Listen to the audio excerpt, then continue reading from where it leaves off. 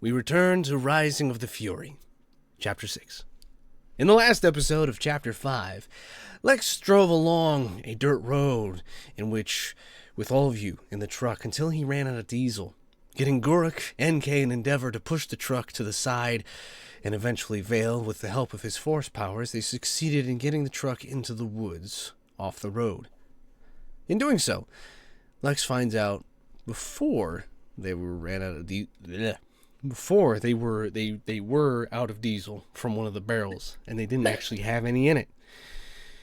But instead, radioactive acid sludge of some kind, which he said he could use to create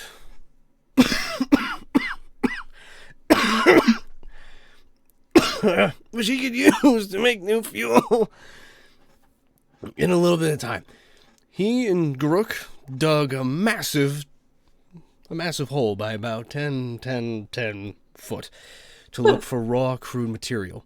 In doing so, with Vale doing work on his Echo plant generators at NK, with Hexgolian being passed out at the time, missing most of the action. In doing so, Kelby tells Vale a secret, that she and Lex are really half siblings, for real. But then a new character joins in the party. Taken from her world, Kelsey comes and joins in. Welcome to the party. But later on that night, Vale had a dream. A dream in which he met someone strange. A man by the name of Tennessee talks to him, while mostly making fun of him and proving that they are in a lot more danger than they originally thought, while not really telling Vale much, and with Vale asking the wrong questions in the end and got no headway for the group. Meanwhile, the rest of the group runs around on a special glowing flower task. Lex had sent them to go find this flower to help him make the fuel substance that he's experimenting. During the night, however, they notice a convoy coming down the road. They avoid being seen by it for now and into the next morning, when, having actually never rested during the night, apart from Guruk, who's now sleeping with his newfound jet hammer, then knocked over a tree with pride. They rest, the rest of the party being exhausted. The convoy's heard from the road once more, and that is where we enter the scene. Hold on a second.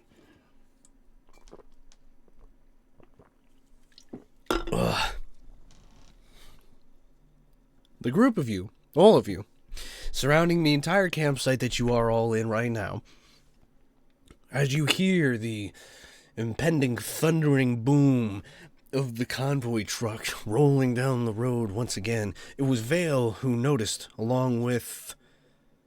Oh, there was one other person, and I forgot to make note of that. I know there was someone else who also made note of it, but the rest of you hadn't noticed. What do you do about this information, Vale? Hearing the truck rolling in once more. I tell them all about it.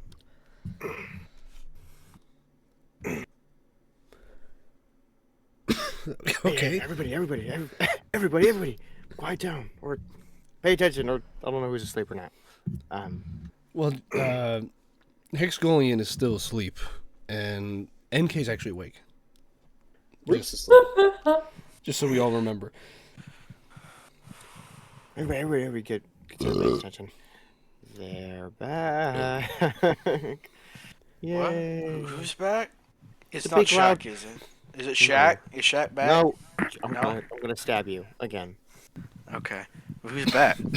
The big loud people, the people trying to kill us and hunt us down. Oh, should we kill him first to prevent that? You go right ahead. I'm just kidding. Let's wait. Anybody else have any great ideas other than this Nimwit? As you guys to wake up.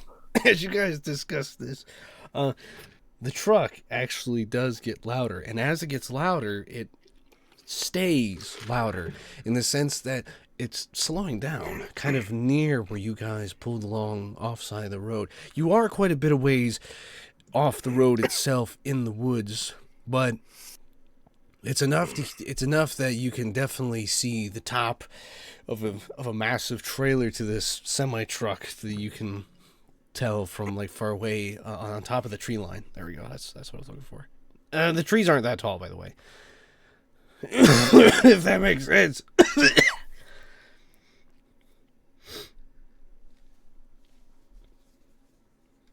Okay.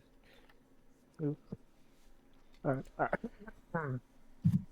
He's starting to wake up now. I don't know if y'all heard me, but I did. what is going on? He's like, he's exiting charging mode, and he's just kind of looking around.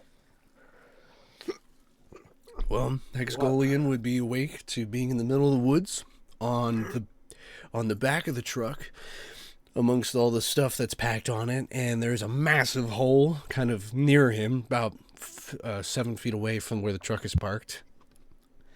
And I believe he'd be tall enough to actually see Lex on the inside of the hole, working on a small chemistry set, boiling away at some sort of weird sludge, and it is accumulating a very weird smell, definitely sciencey, as he's trying to make a fuel. That's what he would notice. There's also, from what I remember correctly, Vale, NK, Grook, and Clarice were around a fire that you guys had made in the night. Mm-hmm. You put out, then you restarted. Was Endeavor there? I kind of forget that.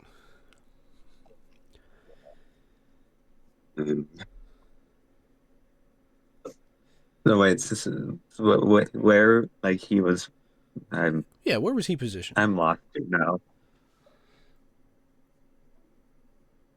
You're lost? Yeah. This is just a small recap of what Hexgolian would see as far as as what the party is doing. I believe he was at the campfire with everyone with everyone else, because you all had finished. Oh. Yeah, you all had finished collecting flowers for Lex to work on a fuel source. And Lex is Yeah, I remember that now. okay. So that's where you all are. And Kelby is working on her own as well, next to the truck. So she's actually below you, Hexgolian. She's working on a different concoction of her own, studying numbers and playing on her own chemistry set. I see. Okay. I got a few questions. Fascinating. Okay.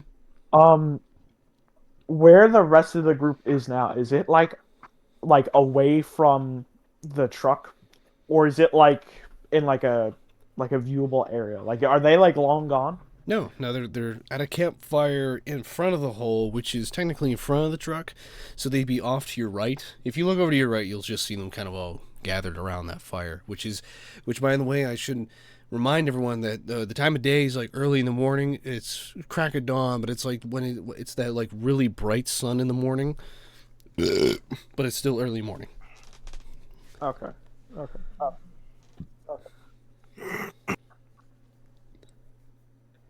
So right now, Hexgolian is looking for NK. He's looking around, and NK's at the campfire, so I believe he would obviously see him there. Well, I mean, you see his outfit, yeah, because he's invisible, so. Not technically. Well, y'all don't know that, but... Well, he's not naked. He wasn't naked when we left. Unless he is now. I don't know what happened. Sounds like he's No, it's something else. It's something else. It's something else. Oh, okay. More, okay. He's hinting that Hexgolian can see him. Yeah. Yeah, with probably heat vision or something. Anyway, what do you do? All right. Because right now, Vale is telling everyone that, something's coming, and if you're just waking up seeing this scene, you have absolutely no idea what's going on. Yeah, after Vale tells everybody, hey, I can hear them being close by again. They're a lot closer and slowing down, but over through the woods over by the trail. And then I kind of quickly make my way over to the edge of the hole and get a hold of Lex's attention and tell him, hey, are you done yet? Because we might have trouble soon. And it's done it. Him too.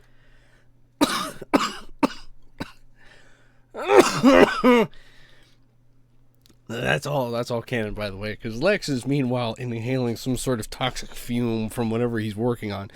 And he looks up to you and he's like, "What? People? What do you mean is going on?" It sounds like the court's big truck is nearby. Well, I can't get out of this hole. So, unless, I don't know. Just distract him or something. I don't know. I'm so close. But if you're, if you're wondering if I can make fuel in time to get us out of here, that's not true. I don't know what to tell you. Just, if things go south, he throws a small sack towards your location veil. And it's like it's not burlap, but it's that other weird material that's kind of like a burlap, but it's not a burlap, it's sewn. He throws you a sack of those. You open it and you find that there is 5 little bombs in there that he has made. He opens it up. He sees it, knowing what it is because he's been showed it before. Yeah. And he kind of just chuckles a little bit. I'll make sure these are used wisely and correctly. Remember, they're on a 5-second. They're on a 5-second fuse. Oh. Okay, that one's no joke. How accurate is that 5-second fuse? Because from my days in the war, 5-second really meant 3-second. If you trim a millimeter off the fuse, it's 1 less second. Or is it a centimeter? I've already forgotten. That's one of those. Assume it's 3 and hope it's 5. How about that? Sure, yeah, sounds great. Now keep him distracted.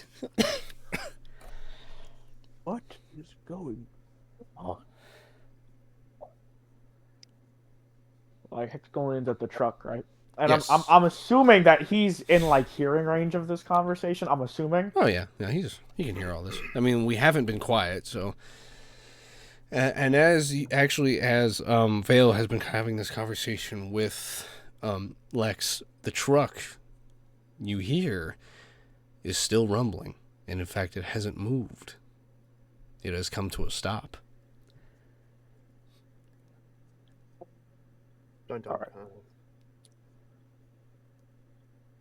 What? All right, Hexagolian begins to exit the back of the truck. Okay. And he starts making his way towards the rest of the group. You know, the NK. Yeah. You know, actually, let me think for like 2 seconds. Okay. One. 1, 2. Two. Okay. Okay. So before he goes to the group, he quickly goes in the direction of Vale, but he's not like just walking casually. He heard the conversation. Something's here, and he probably heard the car. I'm assuming the truck or whatever. Rumbling. You still can't because it's still on. Yeah. So he's kind of sneaking a little bit. I don't like the sound of that. He's kind of crouched a little bit. Okay. Crouched. Isn't he like 8 feet tall? Yeah, which I mean gets him down to like average height, but So like 6. yeah, it's good enough. Okay. You do that, and you're with the group. All right. No, he ran over to Vale. Or you're with Vale. I mean, from where the hole was to where the campfire is only like about 5 to 6 feet away, so it's not like super far. Okay, I get it. But I am mainly going towards Vale to ask what's going on. So. Yeah.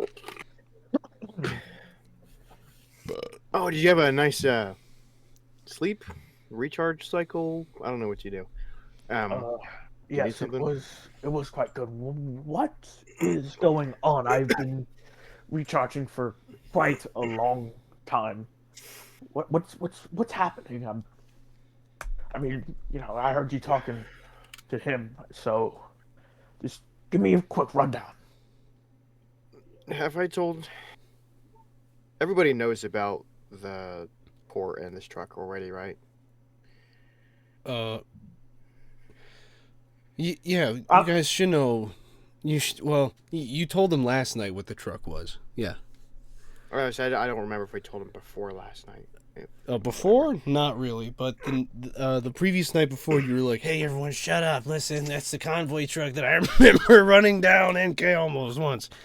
Is what you? But Hex was asleep though.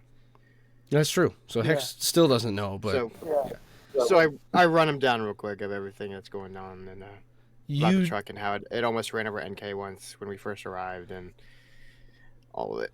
As you do this, my voice is tired. I can't explain it all. As you're slowly explaining to him, the sound of the quickly. truck Not turns slowly, off. quickly.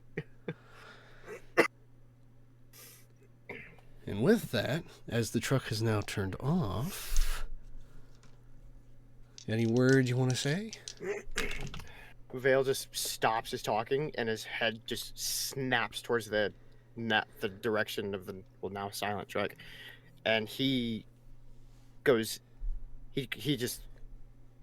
quickly and sharply shushes everybody and just gets everybody's attention, and he just says, "Ready yourselves." As you say that, you do hear some branches coming through the sounding through the woods. What you can make out, kind of, are some voices. You'll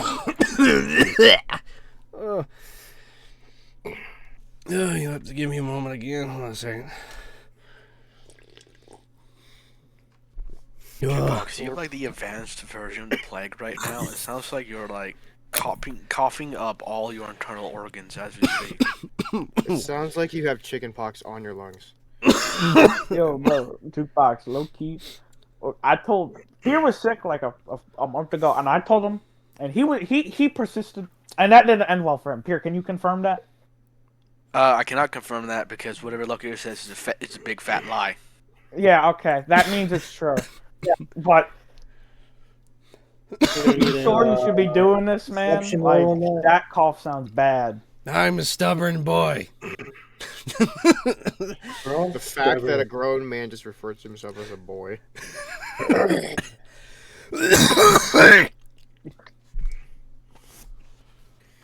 We all got the same crud. We're all dying. It's all right. Continue the story. We're about to get in a freaking fight. Let's go. Garuk's ready. He's still asleep because we woke him up, but Garuk's ready.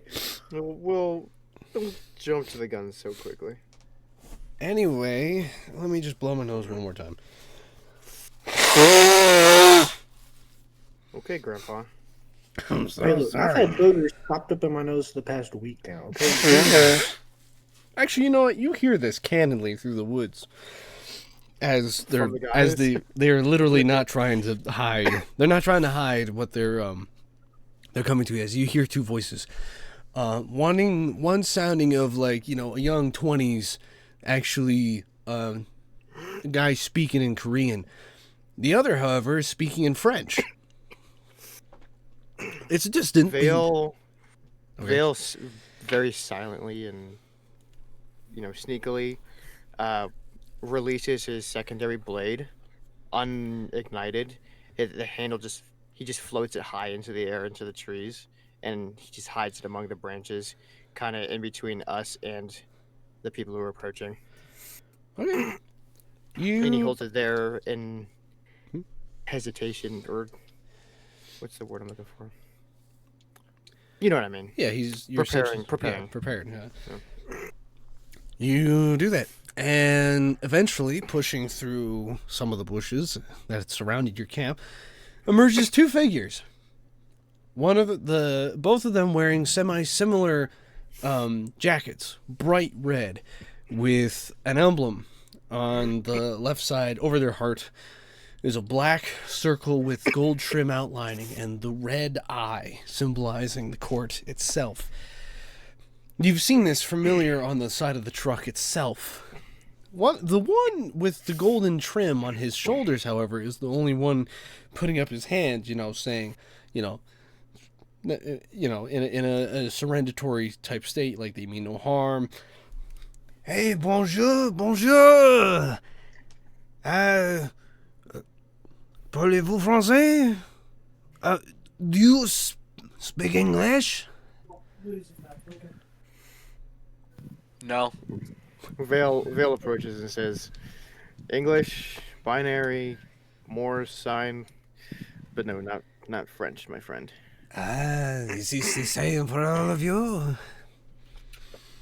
Do you have any other preferred languages, perhaps, to speak in that I may or may not know?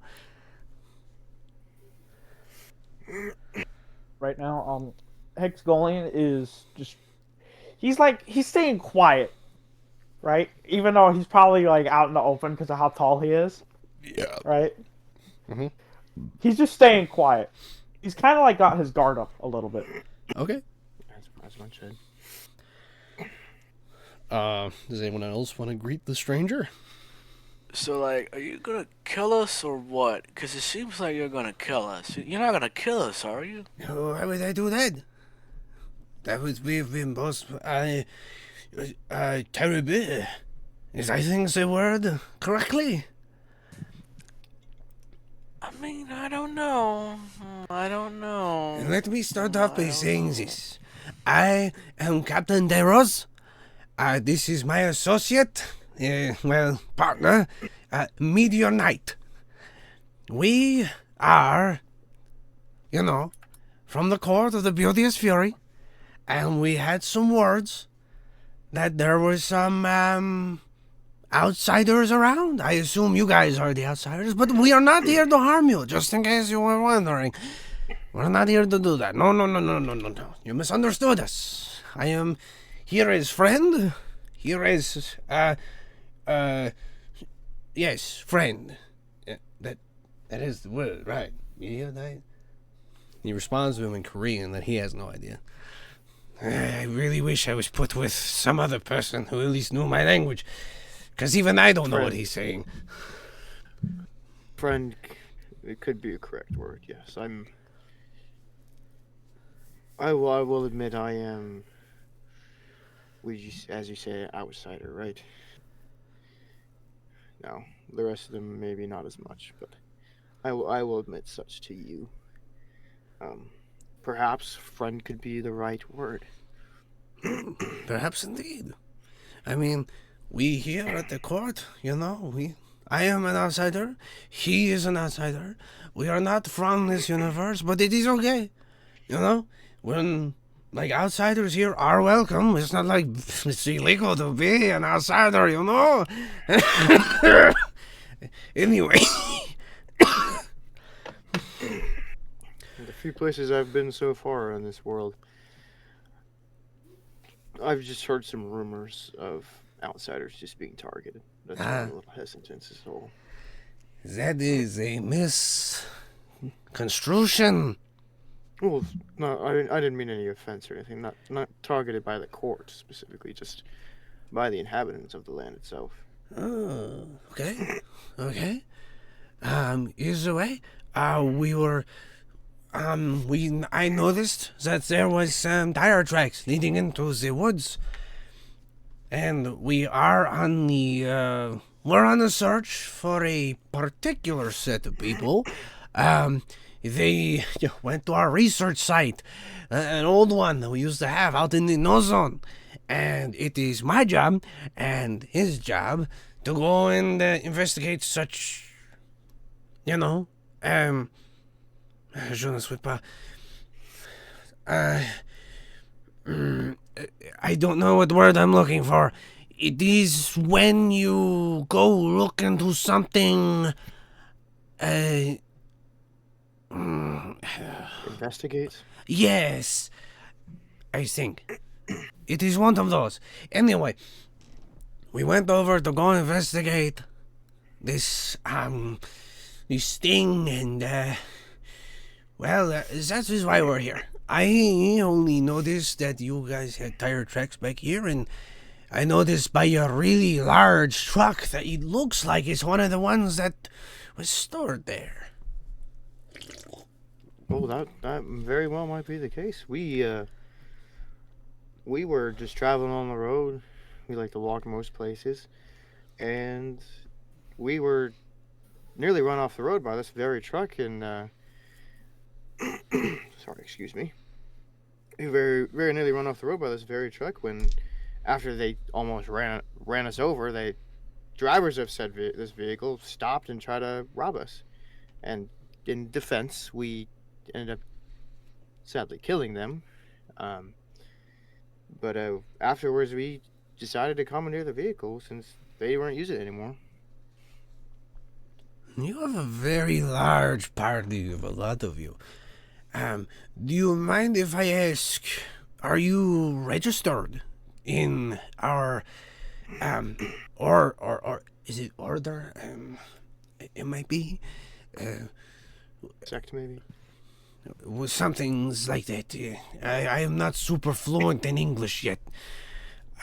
But are you with us? Are you new?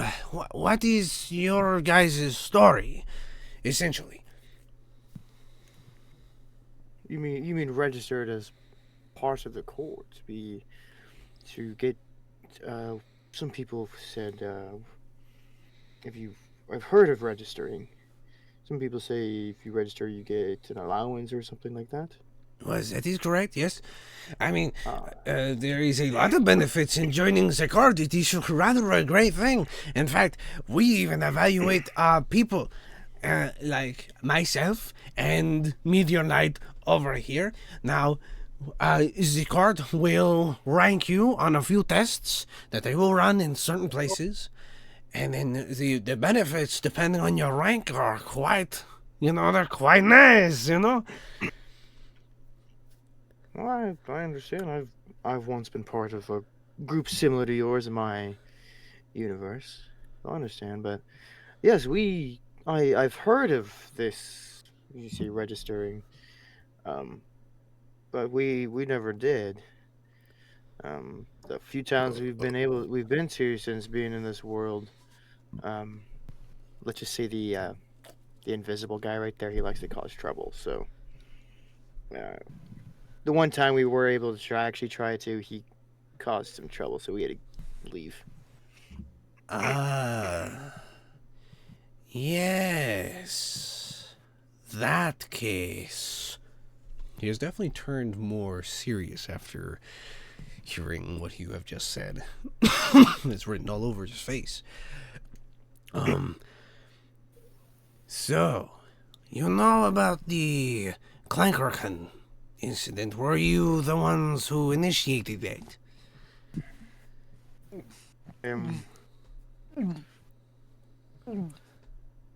What is your friend doing? Oh, is that Peter?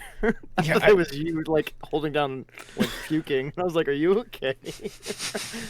No, that's why I was like, I was just hearing that, and I was like, who's making that noise? Wasn't me, man. Is there a reason Yes, why? I've heard of the so-called Clankerkin, what you said, incident, something like that. Yes, we were. Sadly, I was present. Yes, and that was when I just met. As I said, the invisible. I like to call him Invisible because he gets on my nerves and he hates that name. I never said I Yes. hated that name. You do, trust me. No, I don't. And he likes to speak his mind, and I'm, new to a planet and trying not to get people to not like me and all. And then he said that, and then the guards were like, "Whoa, what are you talking about all this?" And I was trying to defuse the situation, and he kept talking, and it just Whoa, wait, hold on. There's more to this story. Don't represent me. I can represent myself. He gets up and then he walks over to the two. Oh, well, technically the three, kind of the Korean guy.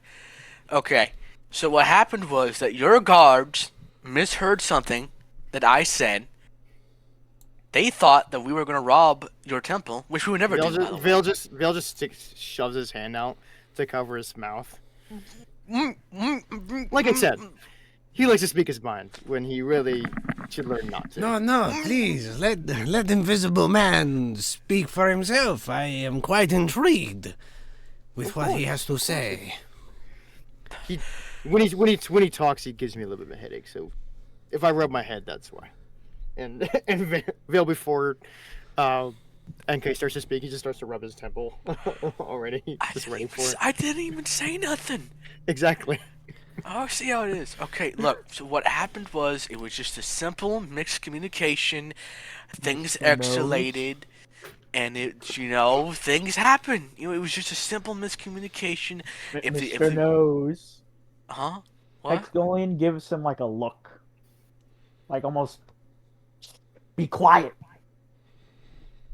Mr. Nose, are you sure that's what happened? You know what? You know what? The old guy with the cool looking sword, he's right. I shouldn't talk. In fact, what I just said was infactual, wrong information. Probably, I'm crazy. I'm diagnosed with. I'm diagnosed not with. old. I'm 45. It's middle You age. look old, dude. You look old. You have white hair and white beard. What? I don't know what to assume of you. Because I met you. That's not You made my hair go gray. Not my fault. Look, I'm diagnosed with Invisius. It's bad, real bad. As you can see here, my skin is visible, and the cure to it is shutting up. No, shutting up's the cure. Oh, Yes, don't Mr. Nose, shut up now.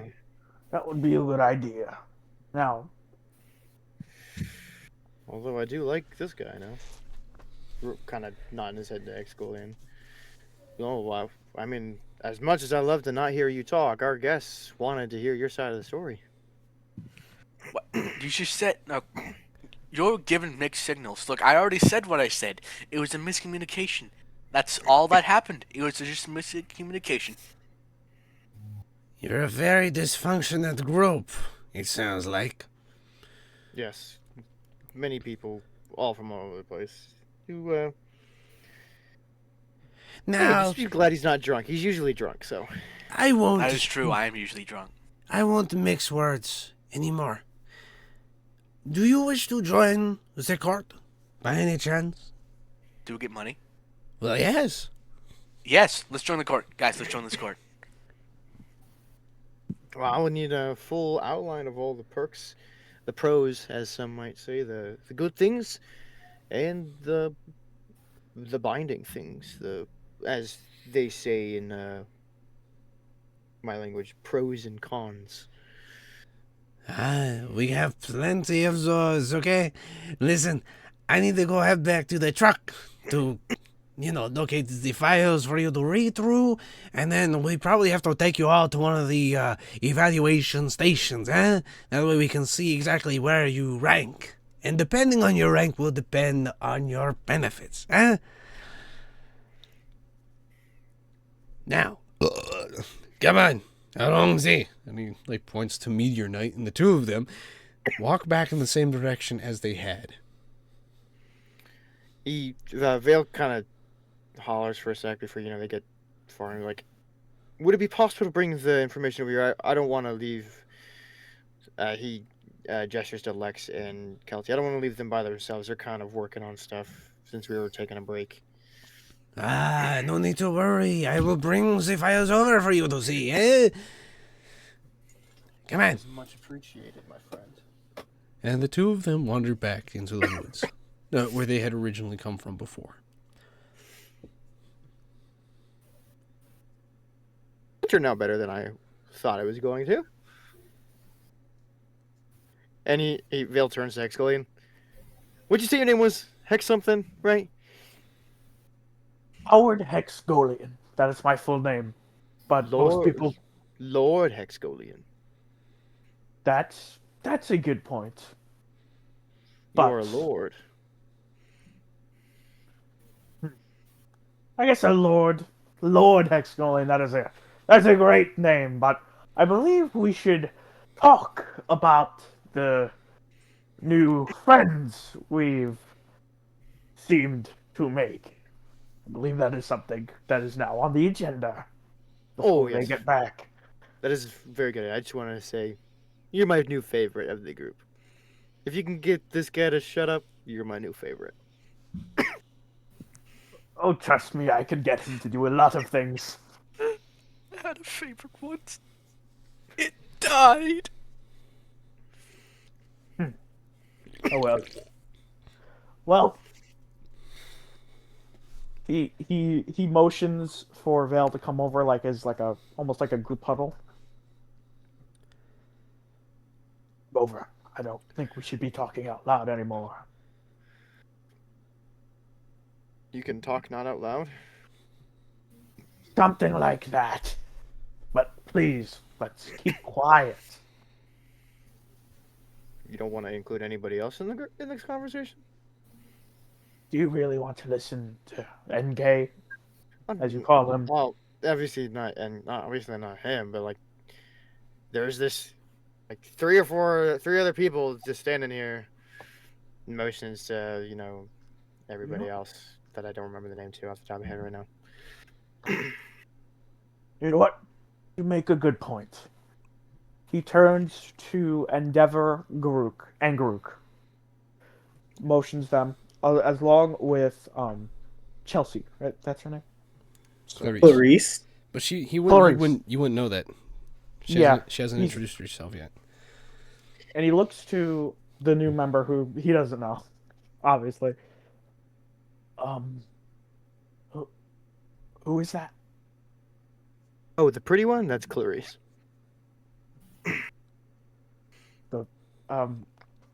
Okay. Should we include her? Sorry, I don't really know her that well. Oh, neither do the rest of us. Okay. But she seems trustworthy. She hasn't tried to attack anybody yet.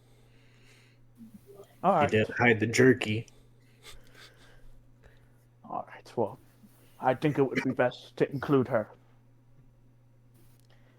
As you So- guys plan your discussions during this whole bit, you see the clouds above you turn into a different color, a little bit more orange tint outside of the normal gray of the bright white of the morning. And as they begin to turn kind of orange in only a very specific area above you all,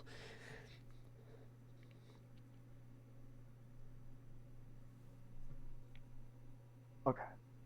That's it. There's nothing else. Nothing else? there is a sound.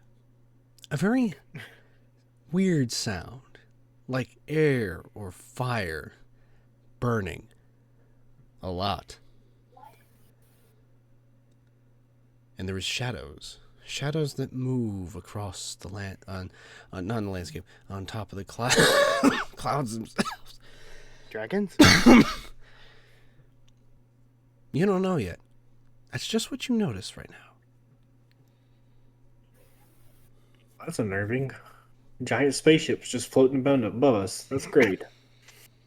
Wait, really? Spacecraft? I want to see this now.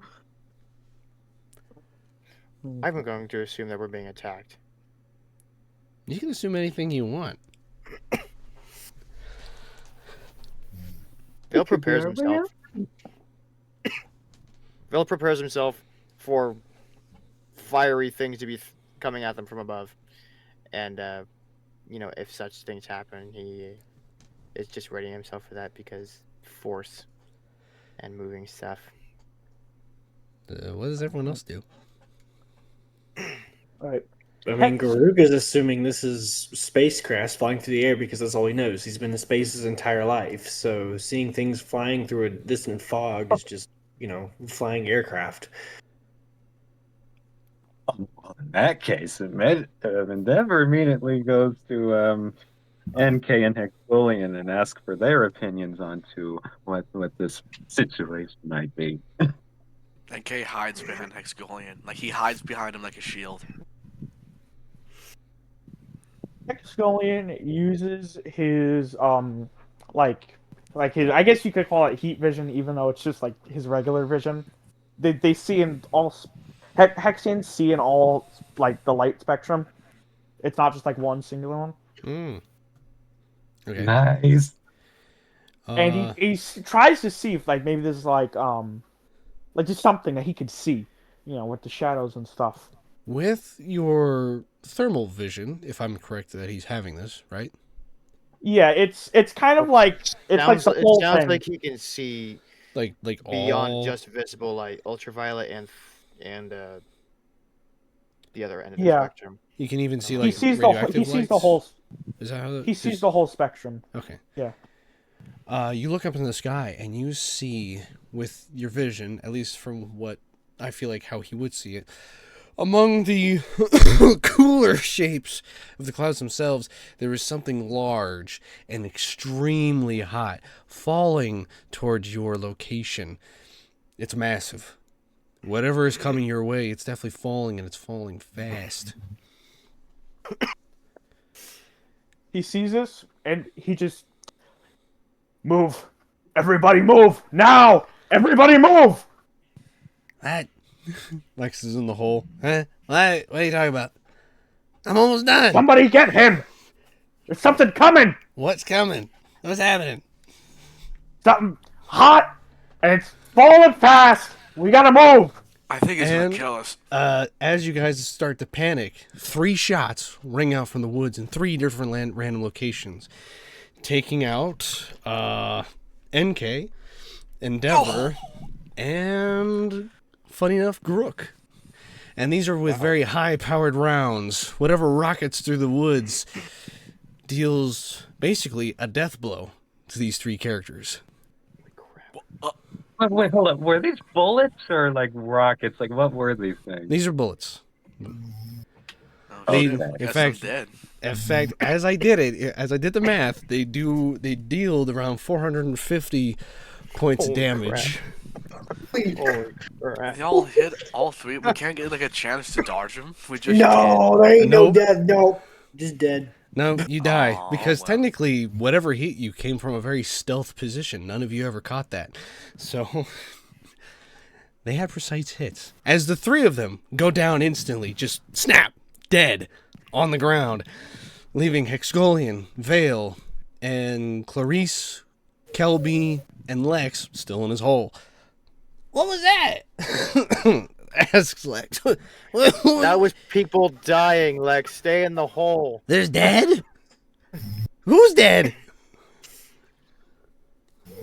So who'd you say died? NK, Garuk, Engay, and Endeavor. that big one, the invisible one, and the furry one. Hey, yo. What's going on up there? I thought you guys were talking to some people. Yeah, it was the court. They were acting nice. I guess they weren't being nice, really. And you guys were... Man, you never trust the court. Did you guys say so? You didn't mention anything about that one city that you messed up in, did you? Yeah, the invisible guy likes to talk. Oh, you clowns. Okay, well, somebody throw me a ladder. We gotta get out of here or something. I don't know. What the heck is that noise? What? What is that? That is not canon. What's happening? Is everyone okay? What is That's that? coming from Mama Bear. Oh, Is she asleep? Somebody gonna wake her up? You good? No, I'm not. Just turn it off. Okay. I'm in half an hour. what? What just happened? I take some cold medicine, so I'm like half here, half not. Oh. Oh, Vale uses his abilities just to yank Lex out of the hole. Not like violently, but like just get him out of the Yeah. hole, get up quickly and safely. Like, we gotta get out of here fast and if possible without being seen. Anybody Oh. have an idea? what? I can't get out of here. We don't even have fuel in the truck. As he's starting to try to figure out a solution to this situation, you see emerge from the clouds themselves a giant meteor falling from the sky, a lot bigger than, like, by how big it is, it's like the size of the White House. It is huge, and it's coming in fast. Vale just kind of looks up, looks down, kind of shrugs. He's like, "We should probably run." Run? We can't outrun that. This thing's huge. Who did you guys talk to? Do you all start running, or? I mean, what else can we do? Why He's not? dead. You're into the woods. Are they dead forever? Like that's it? You know, the big meteor thing makes sense for when we met a guy named Meteor Knight. That makes a lot of sense. That makes sense. I wasn't expecting. I wasn't expecting them to be dead. I'm gonna be so for real. Just keep... Vale wants to attempt to move the meteor just away from them, just using his abilities. Okay. That's- All right. Let me see here, because I don't know the math of how much your force can actually affect something, because this thing is so huge. I've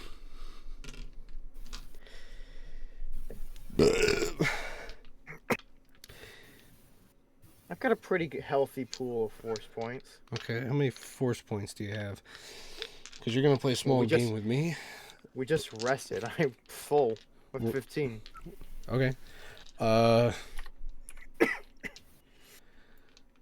Considering the situation that you're in, to move something this massive would probably require all of your energy at once. If you were to attempt to move this massive an object coming in close to you guys, it's definitely still way up in the air. Enough time for you guys to do any sort of decision to getting the heck out of there. And as you do so, Kelby has a realization. Guys, what if we steal their truck? Huh? Aren't they over at their truck? Yeah, there's only 2 of them right now. Yeah, and one of them threw this thing at us. Yeah. As Vale's preparing to move it. Although Although I was thinking about just throwing this thing at them, you know, at the truck. Kelby's got a point. But- If we steal their truck and maybe take them both down, but then again, that leaves the 3 snipers in the woods that have fallen our friends. That's kind of awkward. I told you guys not to mess with the court. Oh boy. So Let's steal a truck and get out of here. we should. Let's go. And then Lex just bolts to the direction of the road that you guys had, of where the road is from where you guys have pulled off. He runs first, and he's arming himself with something from his pockets. You don't quite know what it is yet, but he is making his way out there. And hang on a second. Oh dear. So the first shot misses Lex. Grazes way over his head. He's like, "Oh, yo!" The second one, however, nails him in the leg. And then a third shot rings out and actually hits Kelby right in the face. And then she's down. Oh my soul! My Like dead, God. like straight up dead, or just A bullet to the incredibly head usually means death. I had to check, okay? Okay. Wow. You guys are in a very... Alright, I'll help you guys out. You're in a very dangerous situation. You've gotten surrounded by 3 snipers. You don't know where they are in the woods, and they're slowly picking off your crew the slower you guys move. Yeah, let's run. With Lex now in a limp state, having a huge... Well, actually, he doesn't really have his leg anymore. Vale shouts at Hexgolian. Hexgolian, how about you pick him up? What is it? Just it's me, Hex, and Lex are left, right? And Clarice. And Clarice Mama is still Bear. there. And Yeah, Clarice. yeah. And he shouts at Clarice and Hexgolian. Hexgolian, pick him up and start running.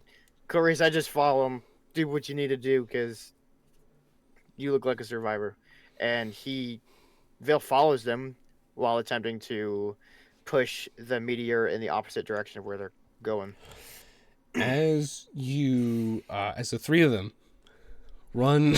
Wait, Clarice has a wild shape. She can turn into a wild bear. Go for it. Okay, yeah, that's... Sure. So Clarice can turn into a wild bear and grab the others and haul tail to the vehicle. They're all dead. Yeah, most of them are dead. The only one now on the ground bleeding out. Ah, my leg! My leg! Lex calls out from the woods because he was further ahead of you guys, and he's quick. He's not quick anymore because he doesn't have a leg anymore, but he was. And, yeah. All right. So Hexgolian sees that Lex is down, and like this helmet kind of forms around his head, and he just bolts like as fast as he can towards Lex to help him. Okay. Would that be I would say performance. 'Cause performance? you are completing you're completing a running and picking up action at the same time. Normally it would be like a strength Acrobatics. plus acrobatics in a sense. But I think for your guys' sheet it should say performance. I think. Okay. And Vale is still standing still? Well, he's following them, but I'm waiting for you to have me roll to move this thing. Oh, I right. thought you already were. Yeah, go ahead and roll. See how you do. Although I will say it's a massive number they have to complete. Well, I crit. Did you crit? Or are you just Yeah. are you saying you can crit or you have crit? 'Cause- Well, I can crit on 19 and 20, and I rolled a 19. Oh, okay. You do that. And you notice that you've stopped the meteor where it is kind of slightly, even though it's just pierced out of the cloud line. You remain it to keep steady, but you do need to keep moving, and you're slowly taking away all your force points as you do so.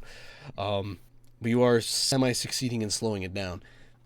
However, as you are attempting to, keep the resistance of this thing, the meteor, there we go. Another shot rings out from the woods. It misses you,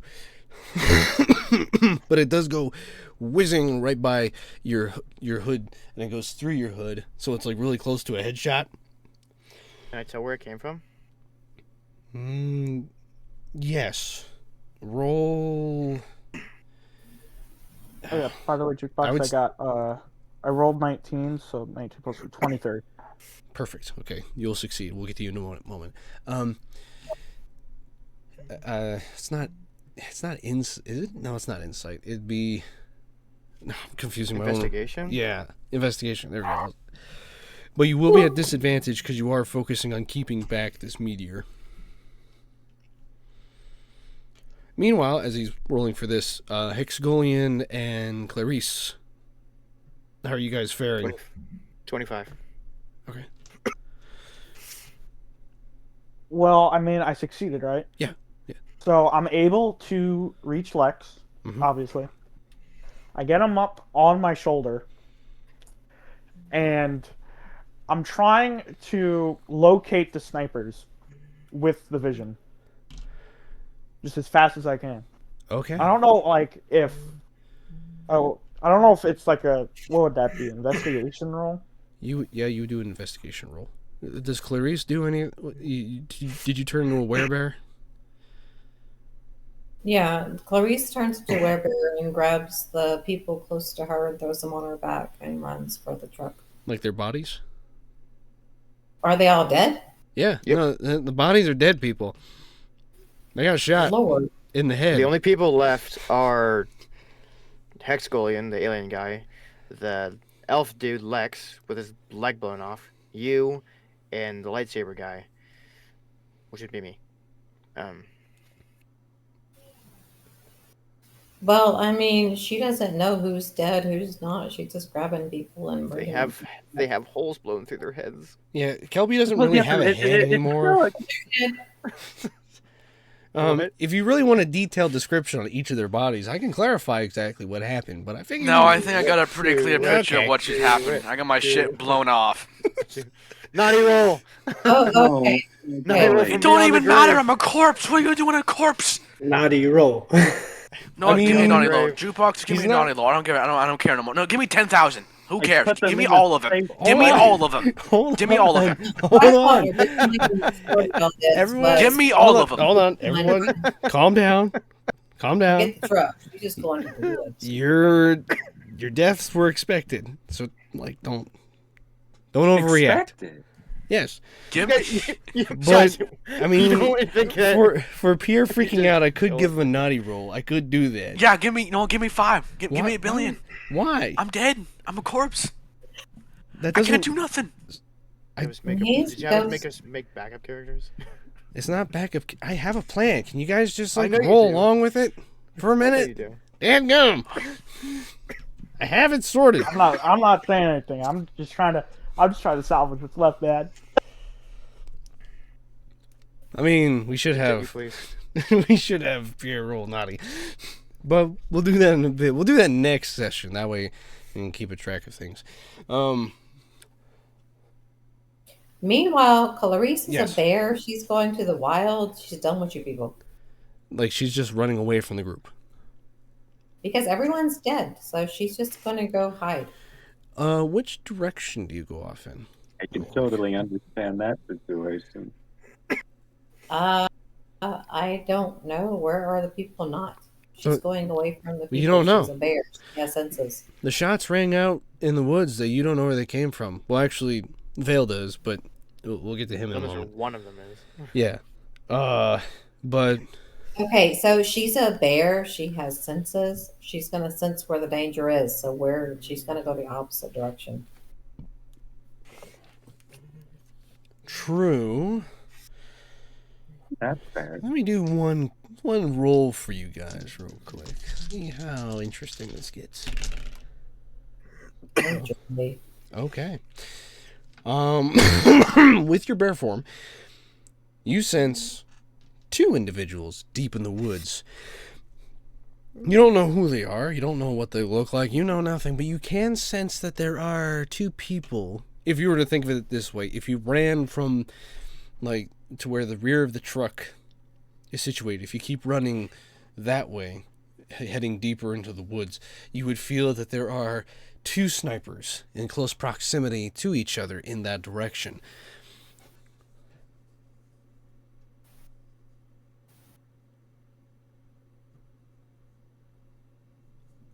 Anyway, for Vale, So bears are passive. She's not going to go towards those people. She's going to go in the opposite direction. She's a very passive. the opposite direction is where the massive convoy truck is. But you can go right or left. You feel is safe. Away from the snipers, deep into the woods, deep into a brush. Do you go right or left? That's what I want to know. You didn't tell me where the sniper was, right or left. Exactly. That's the point. Where are you going? Left or right? I can't tell you everything. That ruins the show. But I told you she's a bear. She I can gave you sense 2 where of the 3. snipers are. I gave you 2 of the Fine, 3. she goes right. Wherever Okay. the brush is. You didn't tell me where the deep brush was. What do you mean? It's just woods. There's trees and bushes everywhere. It's not like it's like a super stagnant. I'd say it'd be like my home location up in Crane Mountain, but you guys haven't been there, so awkward. Anyway, you run to the right, and I've been in several mountains and I've been in several thickets where like are 6 feet high and 12 foot deep. So yes, that's what she's seeking. okay. As you run to the told. as told. bruh. Sorry. All right. Continue. I'm sorry. Yeah, no, it's fine. We're joking around, and don't worry, those who are dead, I have a plan. Anyway, I thank you. as you run off to the right side of the rear of the truck, making your way over the hole with a bounding leap, trying to run deeper and thicker into the woods, disappearing away from Vale and Hexgolian and Lex, leaving them abandoned and alone and frayed and doomed. No, okay, no, that's not what they feel, but you do abandon them as you But you run said into they're all the woods. I'm just saying, this is what you did. You run to the woods off to the right. As you do run off into the I woods. would grab the live people, but you said they're all dead. The live people are trying to help Lex and trying to escape. And hold on a second. Oh, well, interesting. As you run off to the right side of the woods, you hear two more shots ring out from the woods themselves. One bullet goes, whoo, past over your head. The other one nails you in the hind left leg, basically impairing that leg, and you collapse. You only have, and it's ripped through the way of a bear. If you look at it, if you take the rear hind leg of the bear, the bullet will have gone through the hip bone, slightly on the spine, and then out it would have entered the left leg and gone out kind of like your right upper hip of the bear, if that makes sense. As it does so that. He'd be paralyzed. Yeah, essentially, in two back legs. As you collapse into the woods, and having a huge gaping hole basically in the back of you, since you are bear, it's a defense. I'm not defense against this bullet. I mean, this bullet just tears right through you. So essentially, you have about, out of the original, how many points of health did you have? You had about. Nope. That's You're going true wild shape rules, because true wild shape says if her health hits 0, she goes back to her normal. Right. Hold on a sec. Oh, sure, her health points are a lot lower than I thought they were. Yeah, you go back to your original human state. But you are severely injured in, I'll be nice, only one leg, although it has hit an artery, so you are bleeding profusely.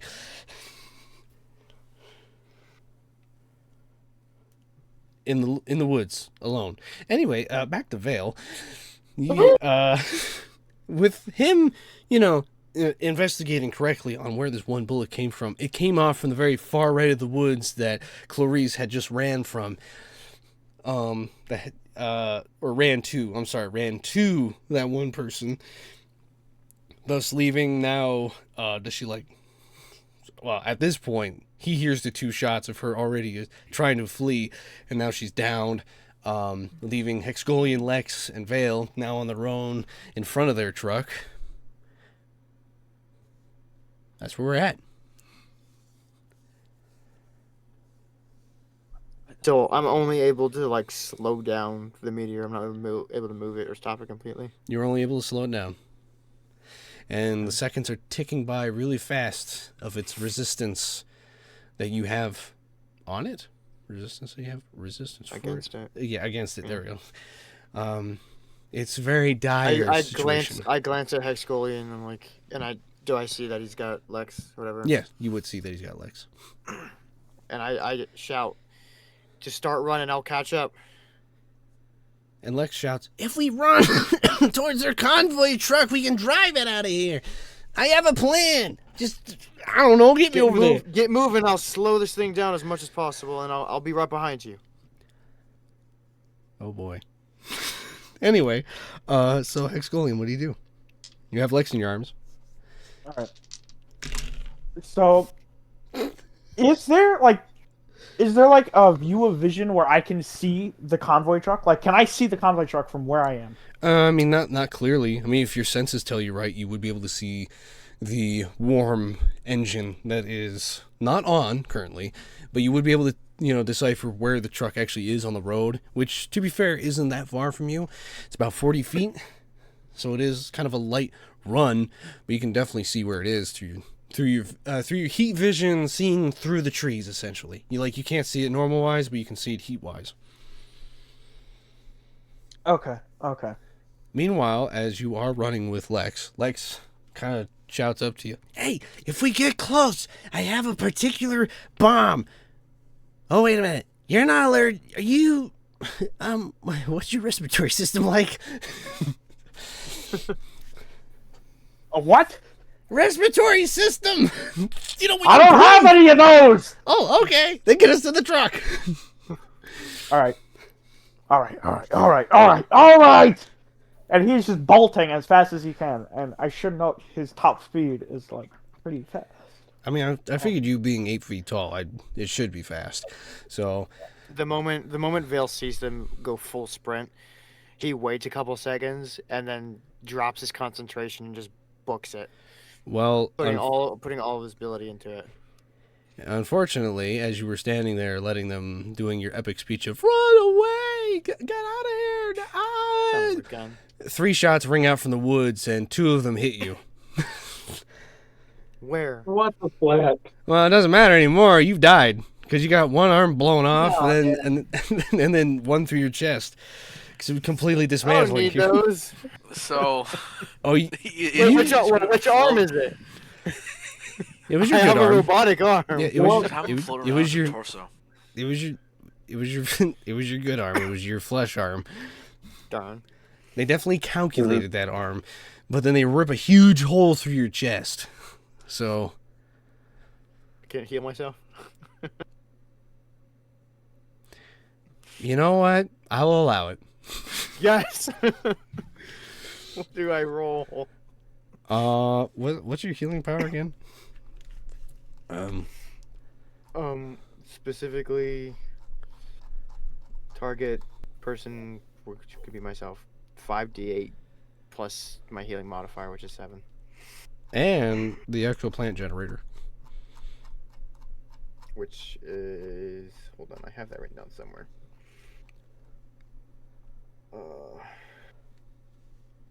Plus 10. Actually, plus 20 because I'm touching myself, right? Yes. Correct. Yep. Because you deal more if you're able to touch something than you are to just use it. Yeah, I have that written down. Okay. So it'd be 5d8 plus 27. Okay, roll it. You find my d8.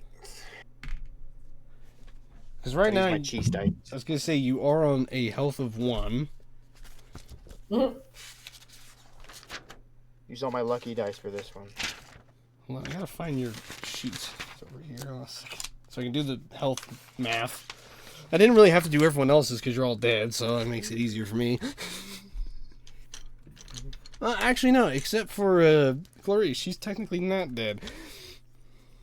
And she She's rolled pretty an 11 close. for medicine. Well, okay. Hold on a second. Let me get it right.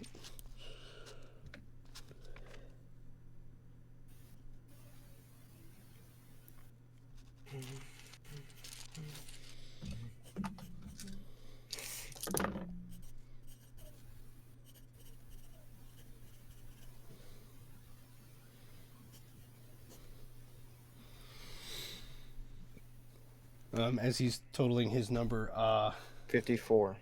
54 Total. points of health? Okay.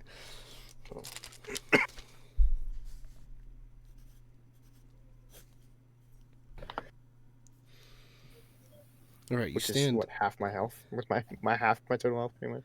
Yeah, you're back at 55 points of health. All right, out of 111. You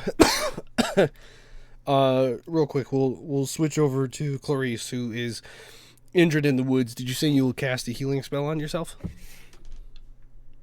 I did medicine, which is 11. Okay. Then you are at 12. Where's your paper? Show your last one. Yep. Okay. So instead of my 73 max, I'm at 12. Oh. Yeah, you're at 12 points.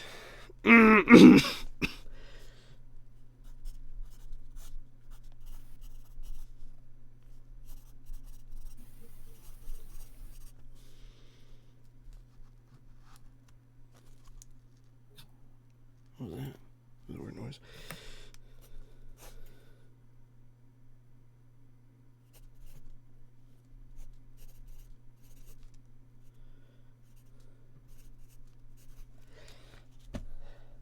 Okay.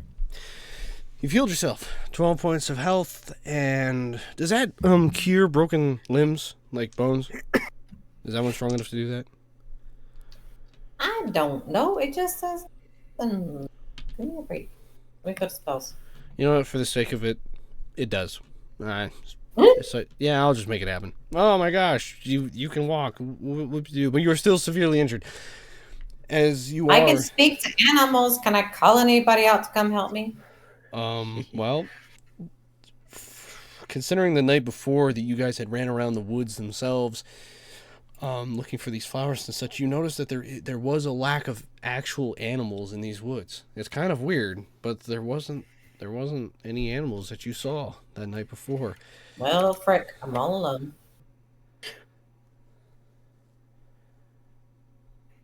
All right. Do you want to like hide or something? That would be the smart thing to do. I told you I was looking for a brush to get Uther in the heart first place. Okay. How would trying to hide look right now? Well,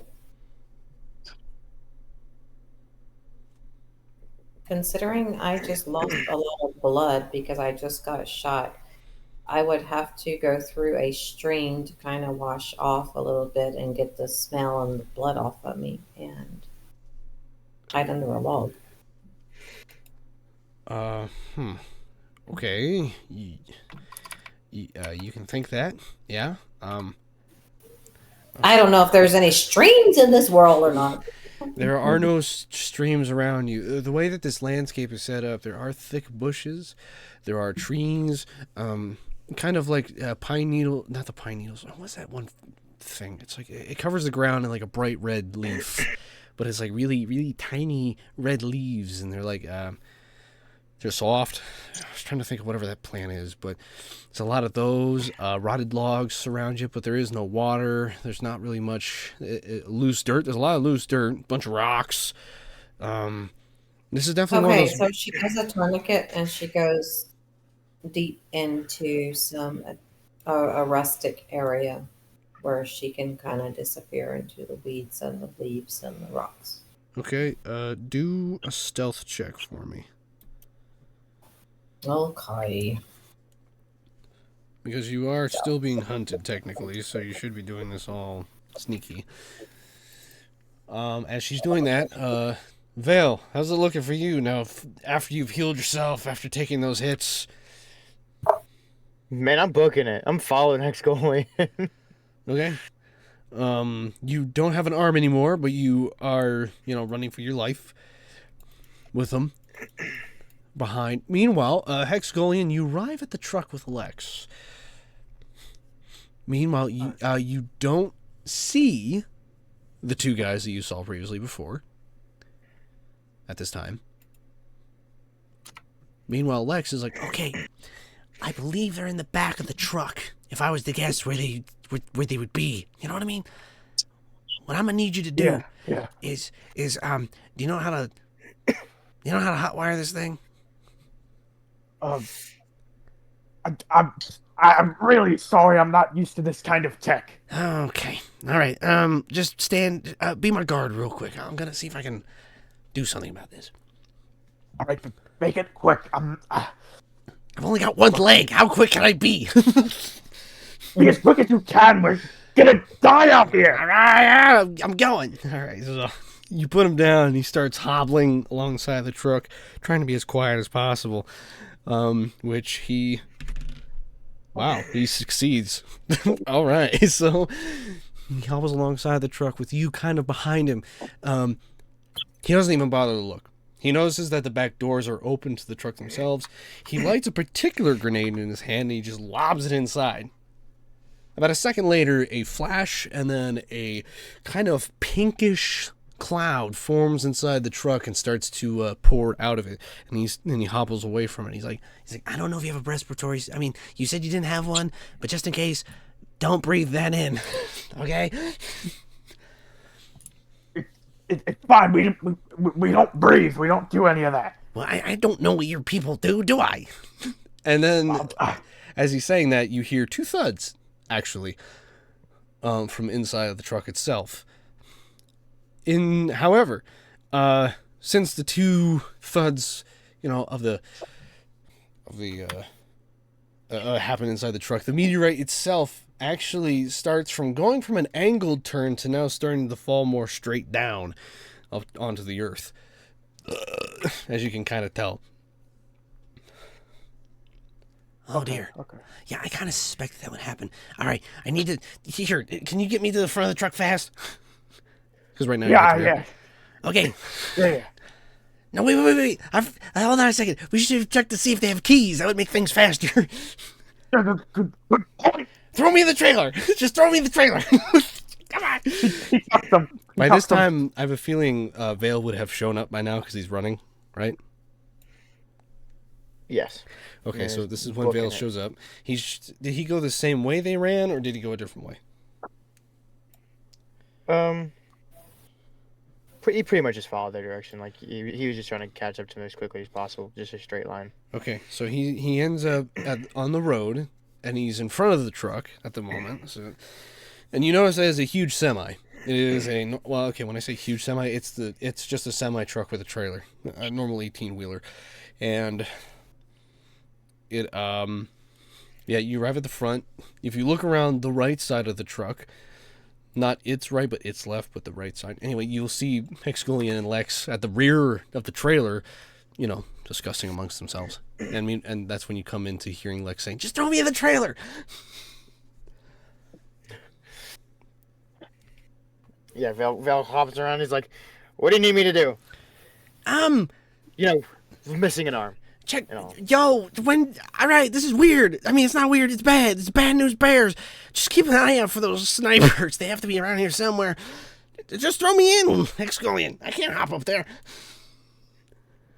Hexgolian chucks him in. Like he just as quick as he can. All right, so strength check for me. Strength check. Okay. And we'll go back to Clarice. How'd you do Clarice yourself? rolled an 18. Cool. She succeeds. You succeed in your stealth. As you do so, how would your stealth look like in hiding? She finds a log and the leaves, and he said the leaves were kind of reddish, and so she just hid herself in the leaves and the log. All right. I rolled 15 plus 22. You launch Lex into the front of the trailer. And you hear a clattering of parts and bits and things that have fallen apart. And as he's in the back, he's like, "Hey, this is my stuff that I plundered for the research station." Anyway, and he starts rooting through the bodies of Meteor Knight and Captain Day Rose. I got it. I found the keys. Ow, my leg. Damn gummit. That stuff is strong. As he's basically breathing in his own fumes, he hobbles his way out of the trailer. He's like, "I got the keys. We can bolt out of here. And it should be soon because it looks like that meteor is about to hit the Earth." Oh boy. Quick, just get me to the front now. We gotta go. All right. Meanwhile, hold on a second. We're rolling real quick. Okay. I'll let you cook. Oh, okay. You hear 3 shots ring out, and all 3 of them actually miss from your location. And I want Vale to do an investigations check. I love investigation checks. I rolled deuces. 2 5s. Two 5s? Yeah. Like just Let me pull now? up what let me pull up what my investigation check is. Forget 8 plus 8, so 13 total. What's my special thing I get for rolling the same number? I know you rolled the same number twice, but it was like an advantage. Wait, so wait, the previous turn you had was 5, right? And then this turn was 5? Is that what you're saying? No, I have an advantage, and I rolled 2 dice, and I got the same number. All right, I'll allow it. On both my dice. You'll have to roll for it later, okay? Yeah, but remind me, because I might actually forget. Roll for what? The special thing? Rolling for the special thing. Just remind me to do it at the end of the session. Yeah, anyway, you notice in the woods, you actually see 3 figures holding huge sniper rifles. It's like, I know what sniper rifle it is, but I don't know if Vale would know what they are. What's his gun knowledge? He's not like a gun nut, but he's like, almost as, I mean, he never played video games, but like, he was in war. He's been in battles. Okay. Well, So it's not like he knows like the name of every single gun ever, but like he recognizes that would make sense why I'm missing an arm. okay. Well, he notices that they are carrying huge high caliber sniper rifles, definitely of the semi-automatic kind. They're big, and technically the three of them are lumbering through the woods of how large they actually are. They were definitely meant to take out a lot of people in one hit if things went wrong. And yeah, he notices them kind of like far-ish in the woods. They are in a small opening of the woods through the trees that he notices through at the moment. At this time, I feel like Hexgolian would have made it to the front of the truck with Lex, and Lex is actually fiddling with the keys to start the semi. Yes, I'd assume so, yeah. Okay. Alright, so... Okay, Lex is in the front with, fiddling with the keys. I'm assuming Vale is, like, if you were to put the truck, where is Vale's position? He's right at the front of the truck. He's right at the front. He would be on the driver's side, kind of where you two are already. I'd imagine in somewhat semi-cover as he's, taking a peek around to see if he can see the bad guys and such. He's in cover behind the engine block just in case if the engine block... Whenever Vale sees them, he kind of hollers, "I see the snipey boys." That's great, Vale. Get in. Lex calls out as he actually starts the truck with the keys, and then he realizes, I'm too short. He can't actually... Vale mumbles under his breath, "But I kind of want one of those." We don't have time to get one of those. They just nailed all of our friends in Kelby. Oh, that's a shame. Oh, no. Yeah, sorry about that, bud. But oh, we gotta go. We just come on. Hopping in the truck, Vale just offhandedly mentions, "Kelby told me that you guys are like half siblings, and that the town was keeping it from you." By the way, Wait, what? Well, let's go. Yeah. Hey? Come on, What? let's go! We need to go. I imagine this is when Vale just floors it. Yeah. Okay, you drive off really fast in the convoy truck, and it's fast. Like, it's definitely not like a normal semi-truck for its parts, but it speeds off. 1 second. Okay. Yeah, 3 more shots ring off from the woods. All 3 of them miss. One of them grazes the truck, but doesn't actually do any damage as you speed along the road at a high velocity speed. Clarice, you are left alone in the woods, hidden away. You heard the last 3 shots from far, far away. What's going through your head? Stay put until it's safe, and then use the medicine that I have stocked away and chill for a second. I can't do anything till I'm healed.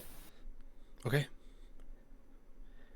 So, as the 3 of Hexgolian, Lex, and Vale make it out with their lives, with Lex missing a leg and Vale missing some components off of his body, more specifically his actual fleshy bits, they drive off far, far away.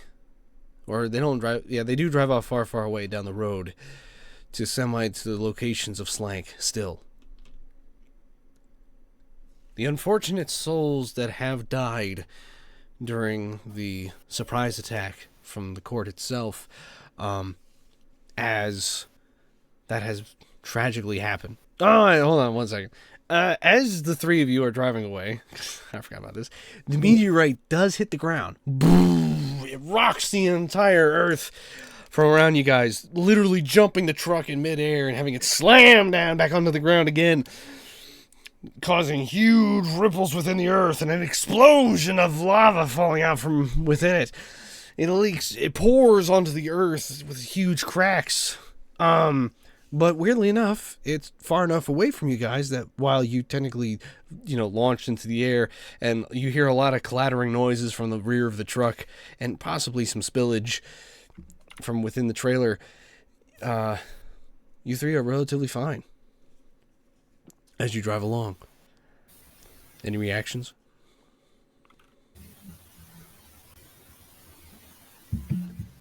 I need a minute to think. I need a minute to think. That's not me as Hex Calling said. That's me, like actual me thinking. Okay. I need a minute to think. There's Vale. What does Vale think about all this? You just got launched 10 feet in the air in a truck after the meteorite hit the ground. He's kind of thinking stuff, like in his head, like not even bothered about the fact that the meteor landed. He's almost proud of himself because to him he's the reason that they all survived and the meteor didn't crush them earlier. But he doesn't say anything. But he's thinking in his head, I wonder if I'm able to like regrow my arm. Because he doesn't know. He's never like figured that out. Okay. As you're thinking about that, Lex is in shambles because, well, one, Kelby died, learned that she was his sister, and everyone else is dead, and he's just like having a moment to himself as he's rocking back and forth within the truck. But we'll get back to you guys in a moment. The three, however, after life. Yes, we're getting to that. Can you calm down? Anyway, the unfortunate souls that did perish in the attack, tragic as it was, as soon as you all died, however, you basically wake up again. But you wake up a little differently. You wake up in a blizzard. You're cold. And the three of you, NK, Endeavor, Garuk, are all together as you wake up in this huge blizzard. You can't, it's a whiteout. You can't see where you really are, but you're cold and you hear thunder. There's thunder and lightning crackling within this snowstorm that you guys are in. But you don't know where you are. As you wake up, what are your thoughts as you do so?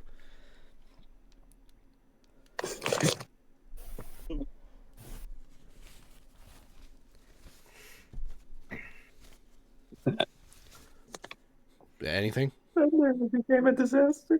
One moment, please.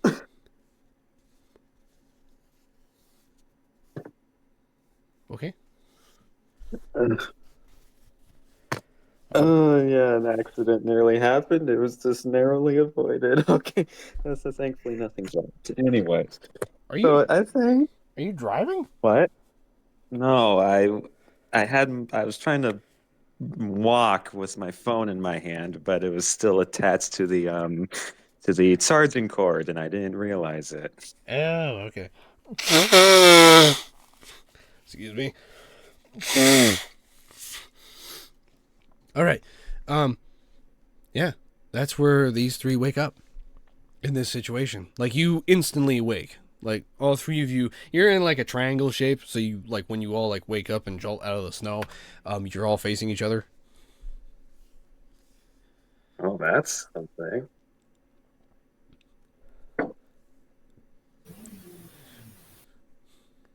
Garuk, NK, you wanna?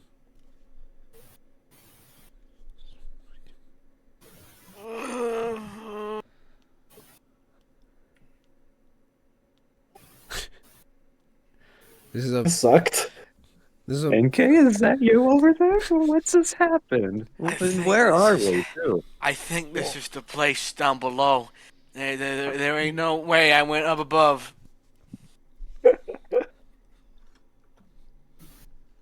Why is it Well, is cold that- out? Where's the fire? Where's the devils? Where's the gambling?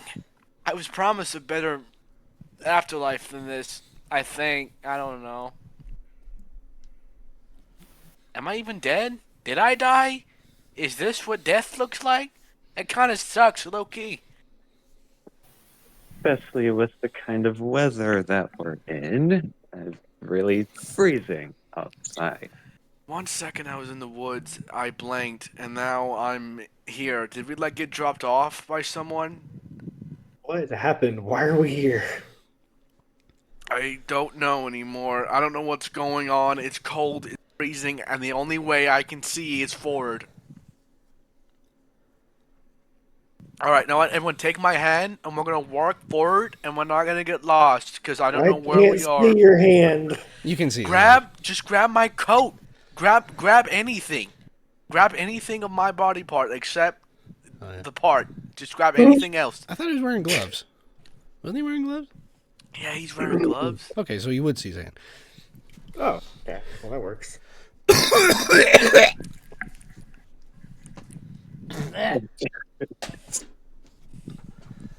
Sorry. Anyway. So all three of you hold hands, and is NK leading you? Is that what I'm seeing? Unfortunately, I think exactly what's happened. Okay.